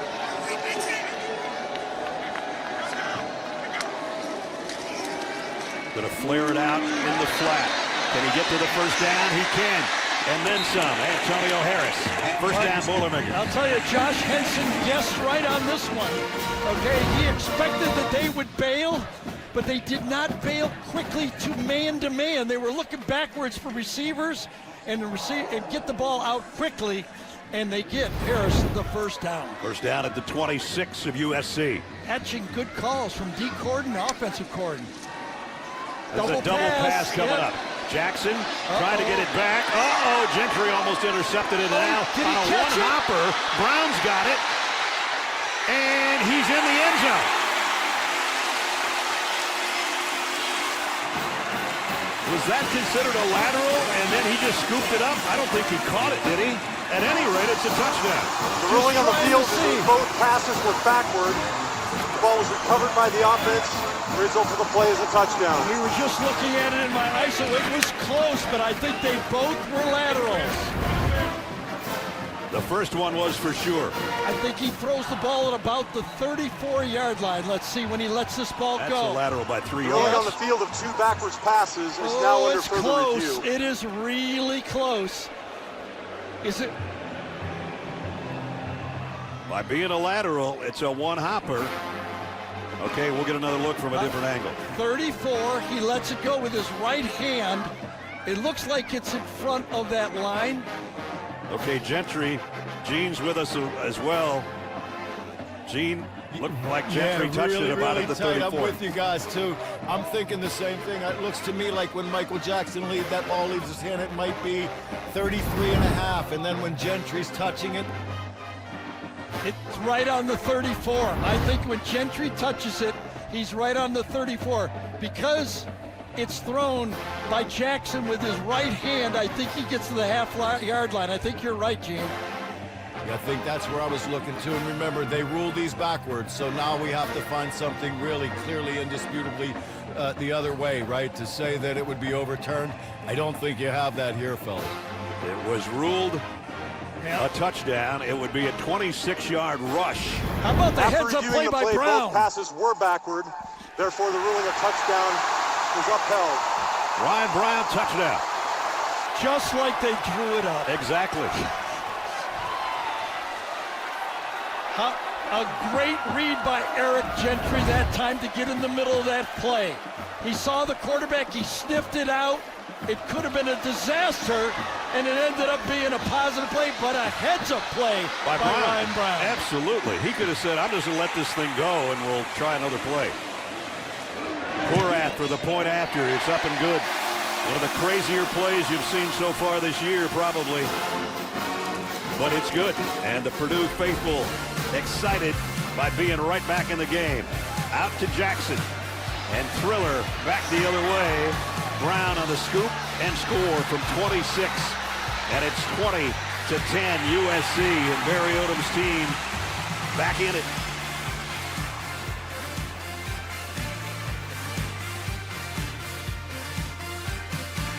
Passes, touchdown. Here's how it looked.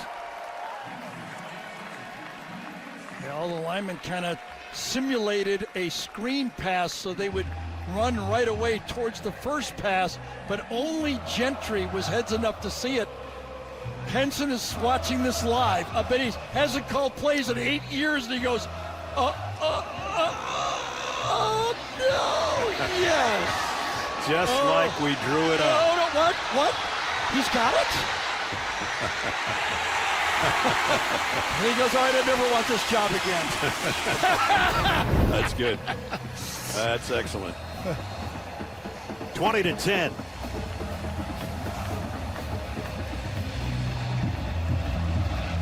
Seth Turner to kick. And they'll let this one go, bring it out to the 25-yard line.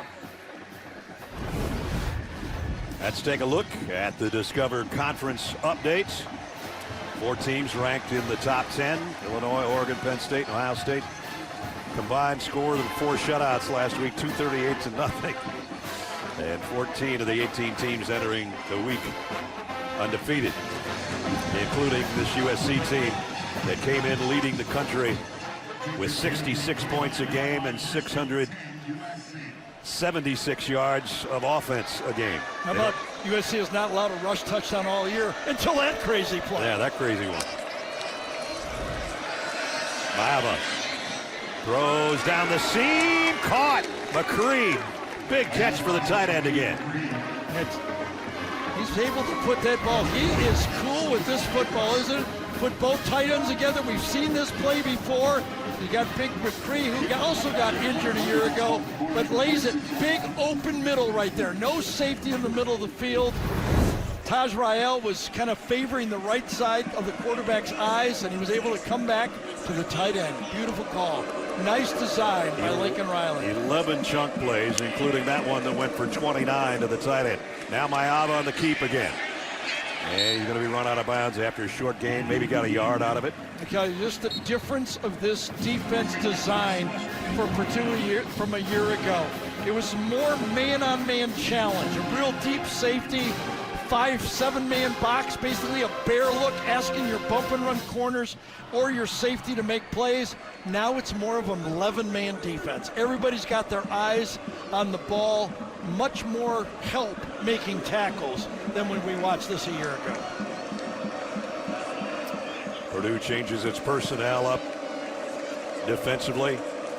Play clock down to 5. Maava, empty backfield. Jaden throws, almost picked off. Yes, he did. He guessed almost right. Slusher jumped it and almost got it. Yeah, that's a veteran football player that has played at Arkansas and Colorado, and he sensed the out all the way, and he beats the receiver to the spot and just does not make the catch. AT&T pylon cam, what could have been a big turnover. Yep, he was playing the sticks right there, and you know USC receivers will come back and say, let me go by this guy. Come on. 3rd down and 8. They're 50% on this kind of distance on 3rd down. They're going to keep it on the ground to Sanders, and he broke a tackle, but he didn't get there. Big broken tackle, though, got it to 4th and what, about 2. Yep. Pretty much have to believe with that running call right there, you knew Lincoln Riley was going to go for it on 4th down. Now they've done perfect on 4th down today, 2 for 2, all on one drive. They'll go here, kind of no man's land anyway. 4th down and 2. The Barry Odom's defense get a stop. Question on USC has always been, can they run the ball when they have to? Lincoln Riley, with the mistake in lining up for USC, was forced to take a timeout. So they'll use a timeout with a 4th down and 2 coming up. 6:40 remaining. Third quarter.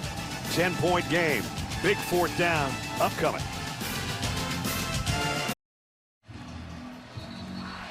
They're 2 for 2 on 4th down today, Gear. They have, and I think you have to, going up right here, Ness, you have to count for the quarterback run here, right? Yep. I mean, I don't know if he's going to get it, but if you're Purdue, you have to remind your team the quarterback will run the ball. He has today, efficiently, including a touchdown. He's got Wayman Jordan behind him, and he pulls it up and throws, and he's got the tight end Lyons. First down at the 30.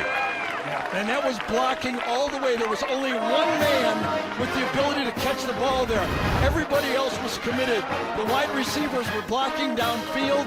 This was a one-man pick route to the outside to Walter Lyons. Both tight ends were that side. Both receivers blocking over there. It was a one-man pass pattern. 3 for 3 on 4th down. And now first down at the 29. Just over 6 to play, third quarter. 10-point Trojan lead. Jaden Mayaba gives it off this time to Jordan. He's going to lose 2 or 3. Good stop by the interior of the Boilermakers, led by Jamarius Dinkins. Yeah, Dinkins did a great job that time. One of the backup players, number 55, transferred from Kentucky inside, takes it on, dislodges and makes the spin and makes the tackle. Beautiful job. First guy that forced that was Gisu Correa again. He is a force. He quickly reads the play. He knows the defense, been taught well, and he's anticipating where that ball goes. Second down and 11. Lions, the tight end, he and McCree both on the right side, and the 2 tight end set. Mayaba, plenty of time down the seam, and that was in double coverage. Lyons was there, but so was that was a little bit of a crowded route right there, right? The spacing was not good for USC, and they paid the price here. 2 players in the same spot allowed the Purdue defenders to make the play on it. And it was Hines that broke it up. Yep, very good job coming. But because it was so compact, he was able to get there. Third down and 11. Need to get to the 20-yard line for a first down. Mayaba going left the whole way, tipped. And again, it was Matty Powell. It was. Got his hand on a 3-man rush again. It's been the story of 3rd and long. Hasn't worked all the time, but that's been the story. Tipped inside, and once it's tipped, there's no pass interference.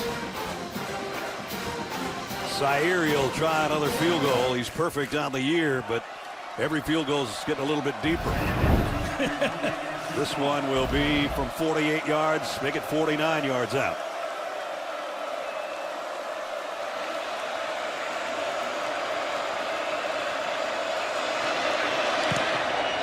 No problem.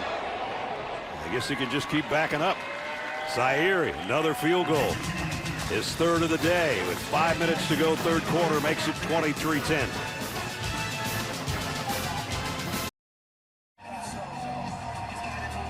USC a 2-score lead over Purdue with 5:01 to go, third quarter. They had lost 9 straight games in the Eastern time zone. Their last win came in 2012, East Rutherford, New Jersey, against Syracuse. Matt Barkley threw 2 touchdowns in the first half. Then there was a 70-minute weather delay. Of course there was at halftime. Matt finished the day with 6 touchdown passes. USC won 42-29. And so it's been a long time. They've traveled 2,100 miles from L.A. to West Lafayette. They've got the lead right now here in the third quarter with 5:01 to go. 23-10. And just to expand on that, USC faced those in the Big Ten. You're going to play in the Central time zone. If you count the Central and Eastern, it's been 14 straight losses. Wow. Well, so far so good. A little bit bigger plane, a little different approach to practice and travel this year. Lincoln Riley was telling us. And so far, so good.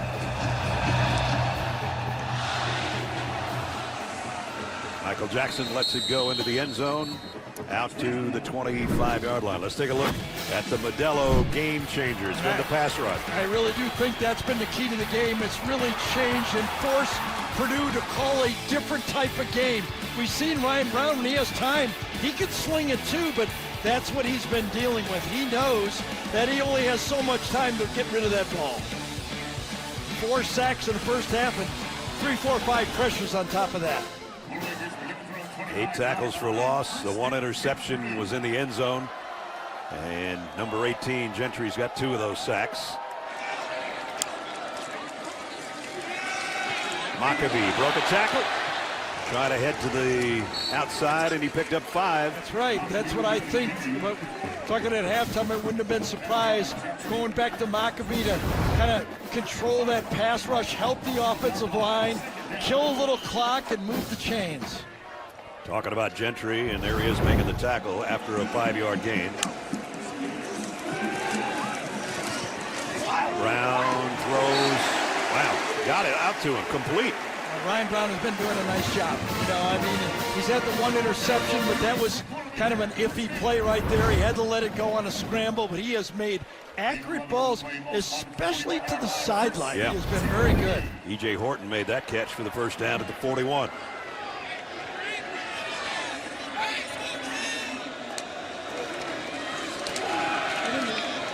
Maccabee again banging his way through would-be tacklers, and a good gain of 5 again. So we talk about Maccabee being a walk-on at Purdue, but he committed to Navy, okay? Doesn't he remind you of a Navy running back? Absolutely. Right? I mean, if he was playing for Navy, we'd go, this guy. Yeah, this guy's something. Positive yardage on every play. Absolutely. Sidearm throw, wide receiver screens incomplete, intended for Horton. Talking about Devin Maccabee and how he's just kept grinding away at Purdue and moving up the all-time rushing list. And there's where he stands right now. Durking's next, then Otis Armstrong that Gary played with, Corey Sheets, Mike Allstott, the all-time leader. Jenny? Yeah, I asked him about chasing those milestones. He said, even since high school, I've never been a numbers chaser. If you're pushing for stats, you're not doing your job. But still, Maccabee admitted, I'm in the company of legends, and that feels like a fantasy. Absolutely. Yeah. Pretty impressive names on that list. Brown got a man on the run. It's Tuggle. Nitro still on his feet. Down to the 20-yard line. We talk about winning at the line of scrimmage, and that's what Tuggle did on this play. Bottom of the screen, you'll see him right here, one-on-one. Watch him win against the bump and run coverage. You see it's man-to-man as they chase the motion man, and then he wins as the 2 players run into each other as he makes his break. That's why it was a big play instead of an 8-yard play. A 33-yard play to the 20-yard line. No gain on this play for Malachi Thomas. It'll be 2nd down at 10.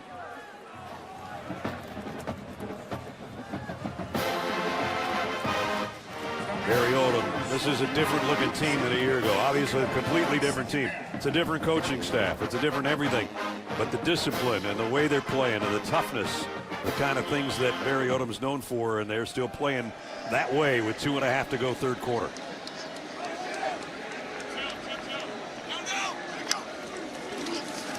Brown, heavy pressure, hit as he throws, it's intercepted. Picked off by Jamal Jarrett, the big guy. Rumbling his way. He's going to take it all the way for a touchdown, USC. 360 pounds, lumbering 70 yards for the touchdown. I bet that felt like 200 yards for him. Yeah, it was ultimately from the secondary, Kamari Ramsey, number 7, that gets the big hit and pops the ball into the air. Right here is the guy that makes the play on Ryan Brown. Then that ball pops out, free run, puts it up in the air. This is a dream come true. And then there's nobody that can catch him. Even though he runs a 5'6", 5'8", 40, there's nobody there. 70 yards for the big fella. Devon Tompkins, number 8, was also in on the play. Want to give him credit, but off the edge, Ramsey and then inside Tompkins popped that ball up. Take a blow, big man. Take a rest. That 0 looks pretty thin on him right now after that run. Extra point coming up. Danton Lynn with that blitz package that he's known for. Put the pressure on. We said the game breakers was that pass rush. Right. And it turned out to be, again, that weapon for USC. That is one happy young man from Greensboro, North Carolina. By way of Georgia, the transfer to USC. And the scoop and the pick 6 for the big guy. 30-10. Guys. Thanks, Zook. Jamal Jarrett's going to be telling his grandkids about that. That chair is barely holding him, but nothing could hold him on 70-yard interception return for a touchdown. 2 weird touchdowns. One by Purdue, and now USC answers. It's the first interception for a touchdown by a USC defensive tackle since Enos Davis did it in 1999. That's deep in the book. Deep in the book. That comes from George Hill, our ace statistician. Well, they're having fun on the road right now after being 1-4 on the road last year, USC. The kick, they'll go to the 14-yard line. Michael Jackson on the return out to about the 37. Well, you really can't blame the offensive lineman, but Danton Lynn actually caught the protection in the first. The guard has to stop there, but the key part of this thing is watch this guy the whole way. He doesn't have a great pass rush, but everything falls right into his hand. He had 3 tackles all of last year in Athens for the Georgia Bulldogs. He's got one of the biggest plays of the year by a defensive player, and the sideline is going, are you kidding me?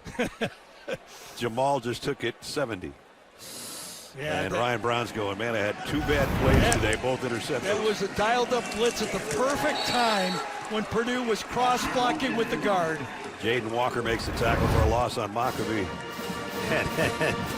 You chest bump with him, you better have something behind you, Danton Lynn.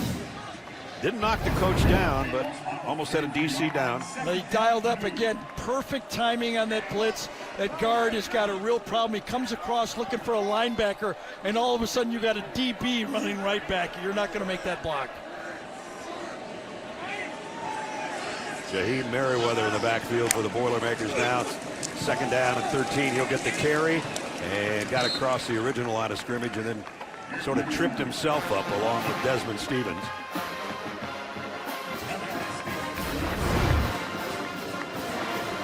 Having a little sit down. And then you better get back out there. Yeah, get ready. Okay. It was just one sprint. Brown throws behind, but caught. What a catch. What a play. Great job by Jesse Watson. Seemed to make it look elementary, but it wasn't. And it's going to be roughing the passer. Is that what's going to happen here? But turning and spinning, if he didn't do that, might have been intercepted because Brown got hit on that play. DJ Harvey was right there. Could have picked it off, but it's a great catch by Watson. The officials are meeting. Where is that flag, and what are they talking about? Well, we're going to let you know with Tim O'Day right now. Offside defense. The exiting player was in the offensive backfield at the snap. That penalty is declined. 1st down. So they declined the penalty, a 20-yard pickup. That was a circus catch right there. We've seen a lot of spectacular athletic play so far. We've been seeing it off and on with those USC receivers, but this one is picked off if he does not make this play because DJ Harvey had it. Jesse, a redshirt freshman from St. Louis with the grab and the 1st down at the 44. Brown, RPO, that one's behind his intended receiver as well. That's Tuggle. Yeah, Desmond Stevens thought he had this one, the middle linebacker, right in the middle of the field, right there. I think he feels that he read this fast enough that he could have made this play, but he doesn't get his hand on it. Watch him put his hand, oh, I had it. 2nd down and 10, blitz coming. Brown, wide receiver screen to Jackson, And he's cut down at the 40-yard line. Nice job out there by Desmond Stevens, a linebacker, to get out there and hold on for dear life. See, that's how you find the athletic speed of this USC defense when it shows up. It was 2-on-2 blocking out top, but the middle linebacker runs that thing down.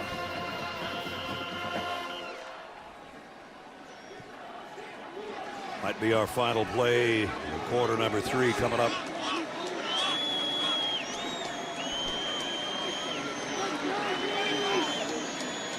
Third down and 6. Jackson in motion. Brown, quick throw to the outside. Jackson made the catch, broken tackle. Michael Jackson down the sideline.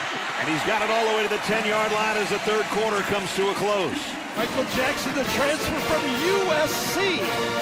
Those guys know him, and this time Bishop Fitzgerald comes up and he spins right out of it. 31-yard pickup to end the third quarter. And Purdue on the drive, trying to get back in the game, trailing by 20. We've played 3 at Ross-Ade. Fourth quarter coming up from West Lafayette in a moment.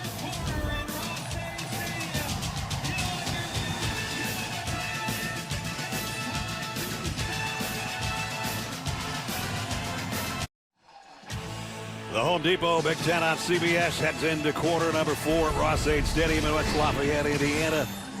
It's 30-10, USC with the lead, but Purdue is driven down. 7th play of the drive coming up. And might be a face mask in there. I guess not. Huckabee's saying so. They don't call it. It's the second time I've called a face mask and the officials haven't, so I'll stay out of it. Was that Keyshawn Silver, number 9, that made this play? It was number 9 that came across it. I couldn't tell right there now, so it didn't look like it. It was inside that little box right there. Those guys are grabbing anything they can. Red zone hasn't been good to Purdue so far today. No, that's true. 2nd and goal at the 9.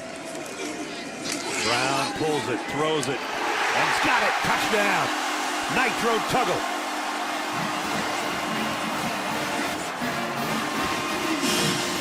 No doubt that Tuggle did a great job because the defensive back Nicholson that time had inside, and he still got across his face.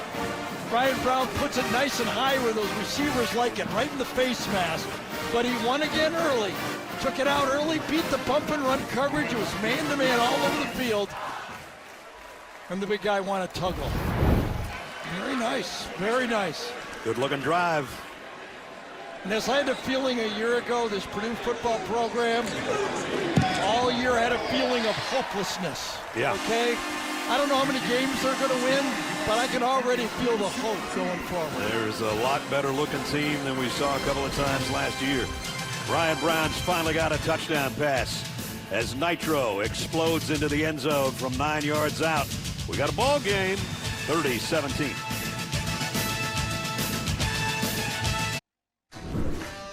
The Big Ten on CBS brings us to Ross-Ade Stadium in Indiana. Jordan sliced down, great open field tackle. Swing pass out of the flat. They got the stop. Gallops away, throws, intercepted in the end zone. That's a USC touchdown, and SC leads 9-0. And Jordan's going to score. Touchdown, Trojans. Jackson can throw it here. Now Jackson throws back to Brown. That's a good lateral. Now Brown's going to pick it up. He's at the 30, the 25, the 20, the 15, the 10, the 5. Touchdown! Touchdown on a broken play. Now look at our IHG Hotels and Resorts game recap. Jacoby Lane's got 115 yards receiving. Ryan Brown, even though he's thrown a couple of interceptions, and one resulted in a touchdown. One was in the end zone, but 30-17 as we welcome you back to the booth. My Hall of Fame partner, Gary Danielson, who's honored here today. Your Boilers aren't giving up, man. They're playing hard. I think Boilers fan base loves what they see. This USC defense has really pressured the quarterback, and Ryan Brown and the play calling have hung in. The last drive, individual plays by the receivers, I thought did a great job of turning that into a touchdown drive. 3 different wide receivers made big plays on that drive. Purdue's 3 drives this half, a touchdown, an interception that was returned for a touchdown, and then a touchdown of their own just moments ago, capping a 63-yard drive in a little under 3 minutes. So ball back to Jaden Mayava and the USC offense. This is when you're Lincoln Riley, you're going, okay, let's show them what our offense can do here. Let's put a touchdown on the board and kind of end that hope that they feel they have on their sideline. This is when we find out what kind of football team we are right here. We need a drive. And will that be on the ground with Wyman Jordan, or will that be Lincoln doing what Lincoln does, as Barry Odom said, and that would be putting it in the air? Lyons, a tight end in motion, and doing what he does is throwing it out for close to a first down to Makai Lemon. That was one of those RPOs that Jaden Mayava so quickly read. That ball was in and out of that running back's stomach and out to the outside almost in one motion. Jaden's putting up some numbers right now, as he has through the first 2 weeks of the season. Not to that degree, but he's closing in on 270. Well, he's got 275. I take it back. Second down and a yard. And now it's Jordan. And broken tackle, got the first down, and all the way out near midfield. See where they spot him before he's run out of bounds. Well, I was surprised that as how much of a good scouting report that Lincoln Riley gave on his 2 running backs. I mean, he said, these guys are for real. I love what they do. We've got 3 good ones. We can interchange them. He said, I think it's the best running back room I've had since I've been here. And I kind of looked at him like, I know. You had Woody Marks last year. It was a weapon as a receiver, but these guys are stronger running the ball. Jordan stays in there. Junior out of Pensacola, Florida. Came to USC by way of junior college. And here he goes again. Oh, boy, that's just head on. One of the things that I think Lincoln Riley looked as he reevaluated his team from a year ago is, could we be physical in the Big Ten when we want to be, when we need to be, when we have to run the ball? Can we run it on offense, and can we stop the run on defense? Look at that blocking up front. USC fans recognize that from the past, and they love that kind of football. And, you know, he said, you get into the later part of the season of the Big Ten, you're on the road, the weather is not going to be conducive. You're going to have to win games on the ground. And Jordan got 7 on that one. Second down and 3. He'll try it again. He's got a first down again. Especially when he looked up the last 2 years and he saw how Michigan won it, how Ohio State won it with those great defensive tackles and that offensive line. Now, we understand you got to have all the parts, but he feels you also have to be physical enough to win you hunt. Gary thought his offensive line was better this year. Lincoln thought the same thing, and today I think they've shown that.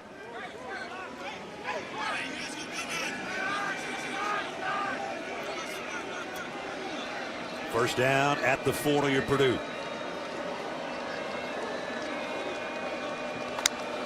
King Miller in the backfield will get the carry. And he goes for a tough 5 or 6. Talk about USC tailbacks of the past. Well, there's one of the best ones. Heisman Trophy winner Marcus Allen. He's nodding his head. Yeah, that's the way we used to do it. Just like that. One of USC's 8 Heisman winners. Along with Mike Garrett, O.J. Simpson, and Charles White. From the backfield, Reggie Bush was sort of a tailback. Carson Palmer, Matt Leinart. I think I got everybody. And Caleb Williams. There's your Heisman winners. Second down and 4 from the 34. King Miller dragged down. Nope, he's going to get about a yard out of it. Berglund from the linebacker spot made the tackle. Coming right off the outside. Number 20 gets it and just makes the tackle right at the line of scrimmage. An attacking defense made the play. Well, they've chewed some clock up here. They're down and 3 upcoming. They've got a 4-minute advantage. The numbers are kind of even, but the turnovers and the sacks have made a big difference. Yeah, 6 plays so far in this drive, 5 of them running, and the only pass was an RPO. It was. This one's an RPO as well, but they got him, and he got rid of it. Incomplete. Yeah, and he might have smartly got rid of it just so that Lincoln Riley can call a 4th down play here. Got a flag down.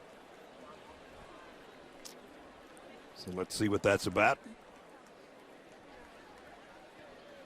Tim O'Day with the false start call. Preliminary signal anyway.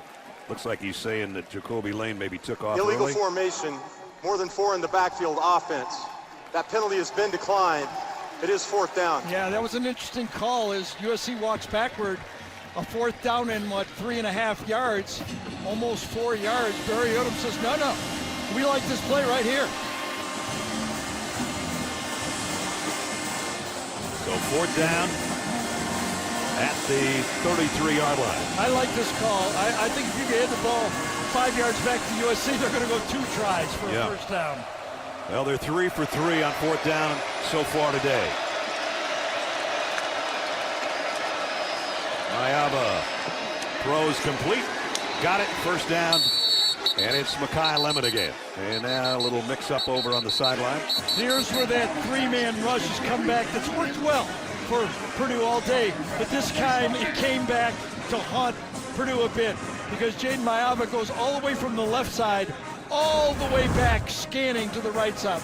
Watch him look left, 3-man rush, not there, has plenty of time to move up in the pocket and then come all the way across the field for the 1st down throw. He got the 1st down throw, and we talk about Lane and Lemon so much. Tanook Hines had his man beat. If he would have looked up, he might have had a touchdown, but that's all he needed. He needed the 1st down. He was thinking 1st down. I know he was. I'm just saying, he was open. On the RPO, plenty of time to throw. Now he does go deep. Oh, almost he dropped caught. it. And it was the guy I just mentioned, Tanook Hines. That time he wasn't so open, but he almost made an acrobatic Don't catch. you feel like USC's wide receivers have like a pot of, each week, like anybody comes up with the best catch, Right. they get the pot. Try to outdo each other. Exactly. That was close, but not quite. Hines thought he had the pot. Nope, almost. Boy, that would have been a really tough one. Almost caught it twice and then couldn't hold it. Back in our day, we put a couple bucks in there. They might throw 100 in there nowadays, At least. 2nd down. Play clock down to 2. Just got it away. And Mayaba going to be run down. And again, it's Correa. And again, mixing it up a little bit over on the sideline. He's just one of those guys, Charles Correa, that just gets football. You know what I mean? He understands it. He anticipates it. On the left side right here, he doesn't fall for anything, stays with his key, doesn't get out of position, and runs down Miami to the outside. A little bit like Bryce Betcher that we saw at Oregon last week, A little younger, though. Just 1 year of experience, and that was at UNLV. 3rd down at 14. 9:20 in the clock running. From the 30. Keep it on the ground. Boy, that was a hurry for Jordan. 1 of 3, this time Eli Sanders. And he really popped through there with some speed. I mean, he was 10 yards down there before they realized he was through the hole. This time with position to put this ball and put points on the board to make it 33-17. Lincoln Riley's going to take the points if he can get his kicker to put it through the goalpost. So far, his kicker hasn't missed anything today or on the season. Last one was from 48. This one's from 37, which he hit his 2nd one of the day from. And that one hit the left upright. No good. It would have been a 2-score, 16-point game, and now Purdue looks up, says we're still in this. 2 touchdowns, 31-30. Well, so much for perfection by the USC kicker. This one he pushed to the left, and it got to the top of the bar and doinked to the left. No good.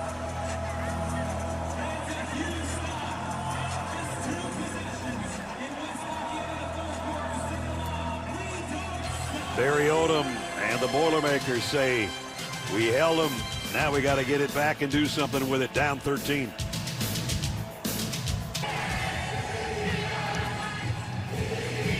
forget, coming up before we're done, it'll be the play of the game, presented by Jersey Mike Subs. That's just right here, Ness. Mike Shearer, defensive coordinator, right there. Watch him how he makes this play. He's been with Barry. Played linebacker for Barry at Missouri. Now he's the defensive coordinator. Gets that stop. Get back here, Mike. Oh, that's an intensity. We saw him play like that. Oh, man, he was a great player. Yes, he was. He said he didn't want to really get into coaching. He was coaching a 6th grade team. He said, we had a good team too, man. We got some guys playing Division I right now. And Barry kept bothering him, saying, come on, come on. So finally went to UNLV, and now here at Purdue as his DC. Ryan Brown has to just throw this one out of bounds as we check in with Jenny. Well, Gary, earlier you were talking about the hope with this team. Barry Odom said, I think we're just scratching the surface of what we're going to be as a football program. You can see the belief on the sidelines right now. Ryan Brown told me the biggest change and the reason why he came back to Purdue is because of the accountability, the discipline that this team is showing. He said Odom preaches building habits, and it really changed the way that everyone carries himself. You see, Coach Odom has been pacing the sideline, making sure to acknowledge every position group. They're having fun out here, and they believe that they can get this win, guys. I think they're going to pick up the flag. Barry said, I sat Ryan Brown down and said, I really want you to come back. He said, Coach, I got my mind made up. I'm going to North Carolina. And then Ryan said he heard from some of his teammates, hey, you're going to like this guy if you decide to come back. And he's happy he did. Throws off his back foot into some traffic, but it's Michael Jackson. First down and then some. When you talk about showing somebody how to throw off your back foot, there's no more going back than this. Empty, 5 wide receivers, 4-man rush. He feels the pressure, backs up as he throws it. Not only did he throw it back foot, he was actually backing up as well. Picked up 22 yards out to the 42. Coming up looking for more. Brown. And too far in front and ran out of territory for Horton. That was I thought, just as you said, ran out of room to throw it, even though it was going to the far half. That's when you go to receiver. Give me some room out there, okay? Come back, chasing it. That's a good shot. That's one of those things, a foot more inside, and it's a completion. As you can see, Horton with the chalk all over that diving attempt. 2nd down and 10. Heavy pressure again, but a good throw, quick one. And this time it is Horton. Short of the first down, it'll bring up 3rd down. Man, I'll tell you, inside, no one touches the defensive tackle right here. Watch how quickly he is in on this play. And Ryan Brown still gets it off. That's amazing. He is having a fabulous football game. This time to throw, and he splits it down on a slant, complete to Horton again. How do you like this guy's future, Ryan? I like it. Yep, I do. I think Barry got a guy coming back that he can build a program around right here. Excellent drive to the 38-yard line, first down. 7 minutes and change remaining, trailing by 13. That throw is complete again, and that's Jackson again. So remember the last drive by USC?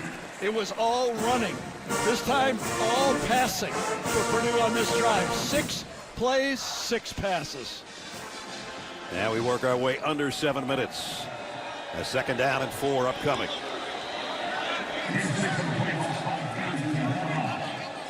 Ball at the Trojan 32-yard line here in the 4th quarter. Malachi Thomas in the backfield. That's Michael Jackson in motion.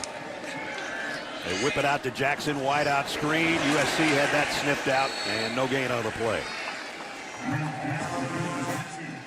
Nice job by Anthony Lucas, who just kind of flared out there and made the stop. You're right. He read that play right away, and Lucas went straight down the play.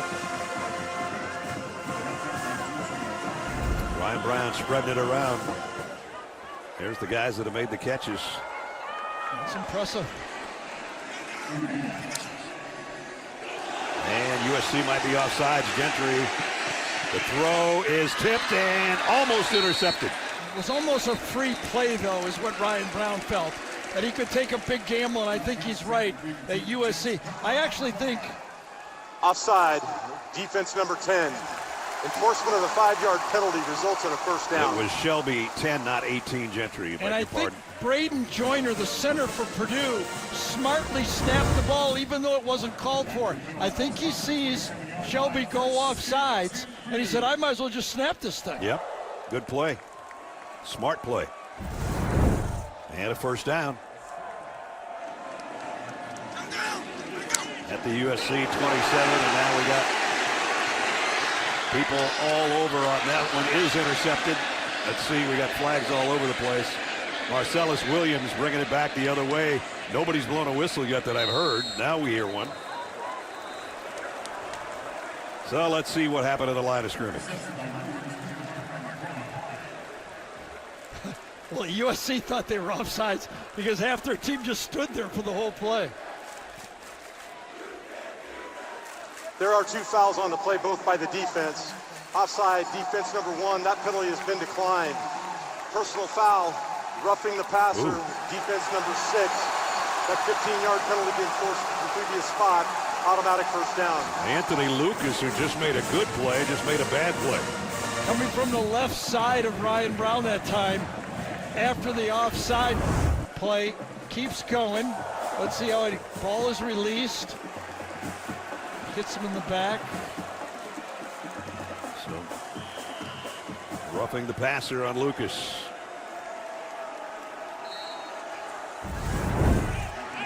That's the 5th Purdue first down by penalty. So the penalties cropped up against USC the first couple of weeks.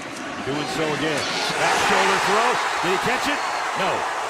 Jackson tried to make the catch and couldn't. Put it in the only spot you could. Would have taken a tremendous catch, and Jackson, no, he could have caught that football. I'll tell you. Yep. Ball came out at the end. Came loose at the end. DJ Harvey was covering. He juggled it. Does it hit the ground? Yeah, if he holds it, it's a touchdown. Just couldn't do it. Yep. But as you said, talk about putting it where it had to be. And that was a catchable ball. Second down and 10. The RPO, the throw is intercepted this time cleanly. USC's got it, and Bishop Fitzgerald's got his second of the day and his third of the season. And that might do it. You talk about reading a quarterback's eyes. This was anticipation by Fitzgerald on this play. You watch him, he all the way right here is on the quarterback. His eyes are on the quarterback's eyes.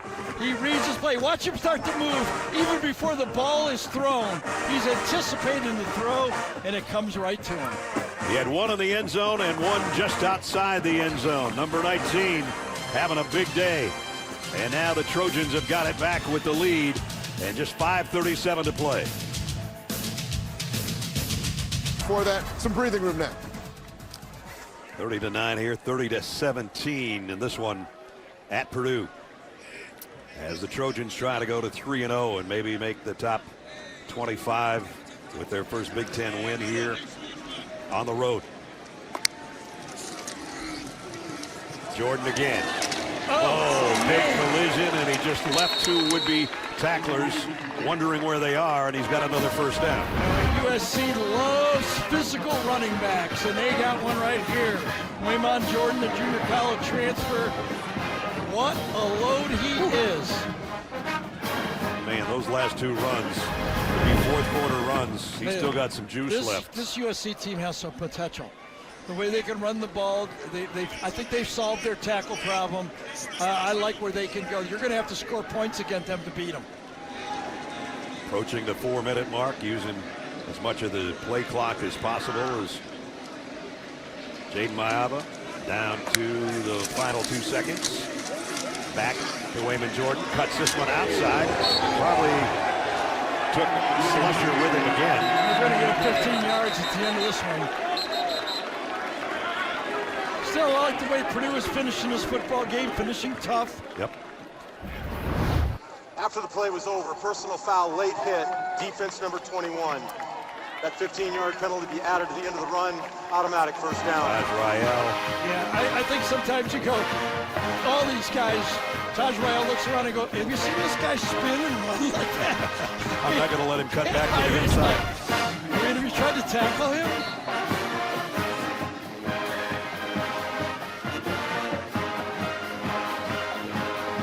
Clock will work its way down to around 3:40 here before the snap, if they choose to make it. And Lincoln Riley proving that he can, learning how to put a game away and showing his team how they can put a game away. Now it's Sanders. And he's got a first and goal at the 9-yard line. You know, I think you may be right. This 1-2 punch is pretty darn good for USC. To throw in King Miller as their third guy, that's quite a backfield.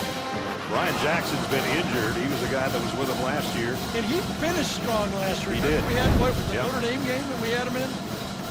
So if they get everybody healthy, they're going to go 5 deep. Harry Dalton could be an addition, too, that they said probably would get some work today, but he hasn't so far. This guy's done most of it, and now Sanders in there with a big run to the 9-yard line. He might get it again right here on first and goal at the 3-minute mark. He does, and he goes to the 5. USC's schedule upcoming after this road win that's upcoming here at Purdue. Next Saturday, Michigan State at home. Then a bye. Then at Illinois. That won't be an easy one the way Brett Bielema's team's playing. They have 7 home games this year, but you know what the schedule reminds me of? Like one of those video games where you get to one level and the next level's harder. The schedule just keeps getting harder as it goes along. You know, I mean, at Illinois, at the end there, at Oregon. I mean, it gets tougher and tougher as the season goes along. But the teams should get better and better. Yep. Likewise, Purdue's schedule, very tough stretch coming up, including Notre Dame, and then a tough November to remember.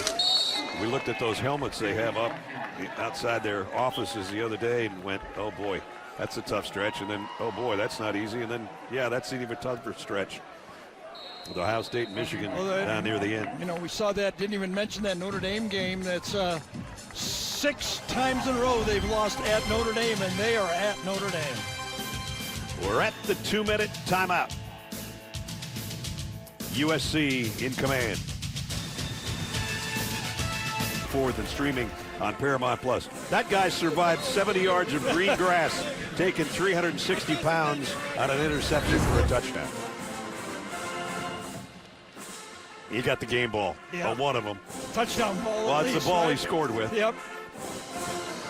He's going, I'm taking that baby home to Greensboro. We're going to go through this whole game. You know, USC's not had to punt the whole football game. Nope. 7th play of this drive coming up, all on the ground.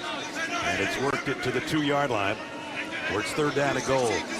Wayman Jordan's done a lot of the work from the backfield today. Let's see if he gets the carry here. He will, and he's not going to get there. Back to the line of scrimmage, it's 4th down. That's a Purdue team that's not quitting at the end here with 1:49 to go. You know, I think most everybody concedes that the teams in the Big Ten that are most likely to make the playoffs, Ohio State, Penn State, and Oregon. I think USC's making a name like, hey, we're going to fight for that 4th or 3rd spot right here. You know, I mean, this is a step up. A better team than they played the first 2. It's going to get rougher and rougher as they go along. I think they get in the top 25 this week. Oh, yeah. I'd like 17, 18, 16 right in that area. Somewhere in there. Illinois is already in the top 10. This guy's been a busy kicker. He's missed his last one. And a timeout taken. We'll be back in 30 seconds. 1:13 to go in the ball game.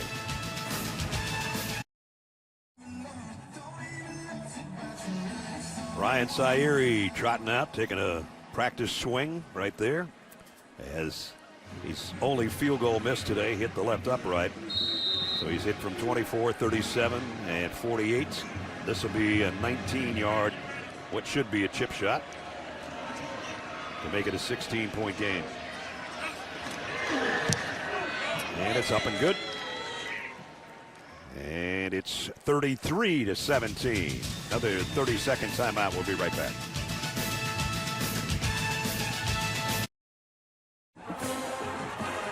Some news and notes around college football. Iowa leading UMass right now 37-7, and Kirk Ferentz is going to become the winningest head coach in Big Ten history. Our old friend we've known for a long time. Steve Angeli, we've seen him quite a bit too when he was at Notre Dame. 6 total touchdowns. Some pretty good companies with Eric Dungy and Jim Brown. Indiana beat Indiana State 73-0. Yeah, but that cupcake schedule is going to change next week. Illinois. Yeah. Good football game. So it's going to be a happy trip home for the Trojans with their bigger plane, bigger seats, more leg room. Televisions. Televisions. They planned on being about halfway home by now, but that's a whole different story. So do we. Yes. We're past Gary's bedtime. That's right. Now it's time for our play of the game presented by Jersey Mike Subs, and here's how Pete Arbogast called it for USC Radio. 2nd and 10 at the SC 20-yard line. Brown will pass as he's hit, but it knocks up in the air, and it's taken out of the air by the Trojans. Jarrett, the big old dude, is at the 40, at the 30. He's got an escort at the 20, the 10. The big man has scored a touchdown for USC. All 6'5" and 360 pounds of Jamal Jarrett, the transfer from Georgia. Good call, Pete. All 360 pounds of Jamal Jarrett. And minute left in the game. Purdue, we talked about their schedule. Not going to get any easier. At Notre Dame next Saturday. And then Illinois, at Minnesota, Northwestern, Rutgers, and then Michigan, Ohio State, Washington, and Indiana in November. That's a finish for sure. It's a November to remember, exactly. Isn't it? So, again, for Purdue, let's talk about what would be success here. I'm not going to say any number of wins. I'm just going to say at the end of the year that the Purdue fans, the Purdue coaching staff, and the players that are here or might come feel that there's hope in this program. Yep, no doubt.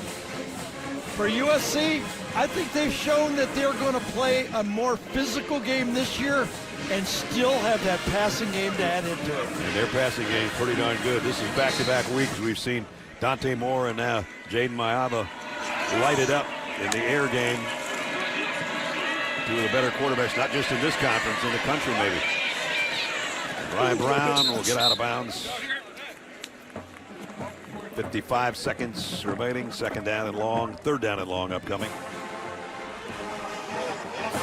But even though there are interceptions by Ryan Brown today, not only hope for the team, but this kid, when you give him time, is looking really good. He's got a good skill set, no doubt about that. He could shore up that pass blocking a little bit. This is what it's going to be like. I mean, that schedule, they're going to see this type of front in the Big Ten all year.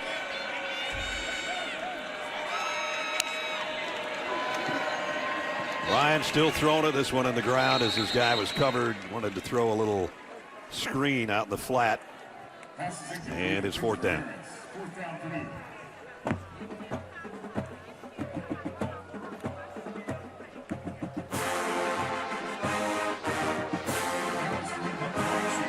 The Trojans will go to 4-1 in this series. And still the only remaining win for the Boilermakers was executed by our man Bob Greasy, 14-13 in the Rose Bowl to end the 66 season. Never set. Offense, 5-yard penalty, 4th down. And USC can stop talking about that travel problem they have, right? Yeah.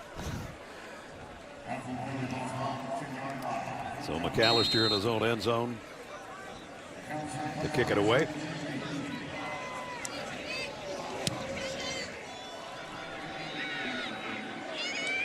And he's going to let this one roll. Going to take a great Purdue roll. That'll add to his average, but there's nobody around the ball. Goes down to about the 22-yard line. 67 Rose Bowl, Purdue and USC. All-American quarterback Bob Greasy.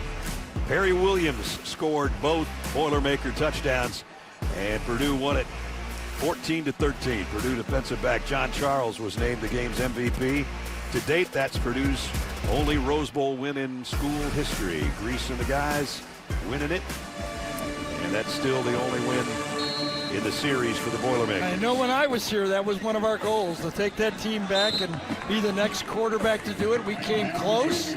A loss to our second to last game to Michigan, or we would have had a chance. We would have gone, I think, to the Rose Bowl that year. I think we would have won a tiebreaker back in that day. And then it was Drew Brees that got him there. That's right. Drew is with us today and helped give Gary his framed jersey down on the field. We thank Drew and Mark Herman for being part of that.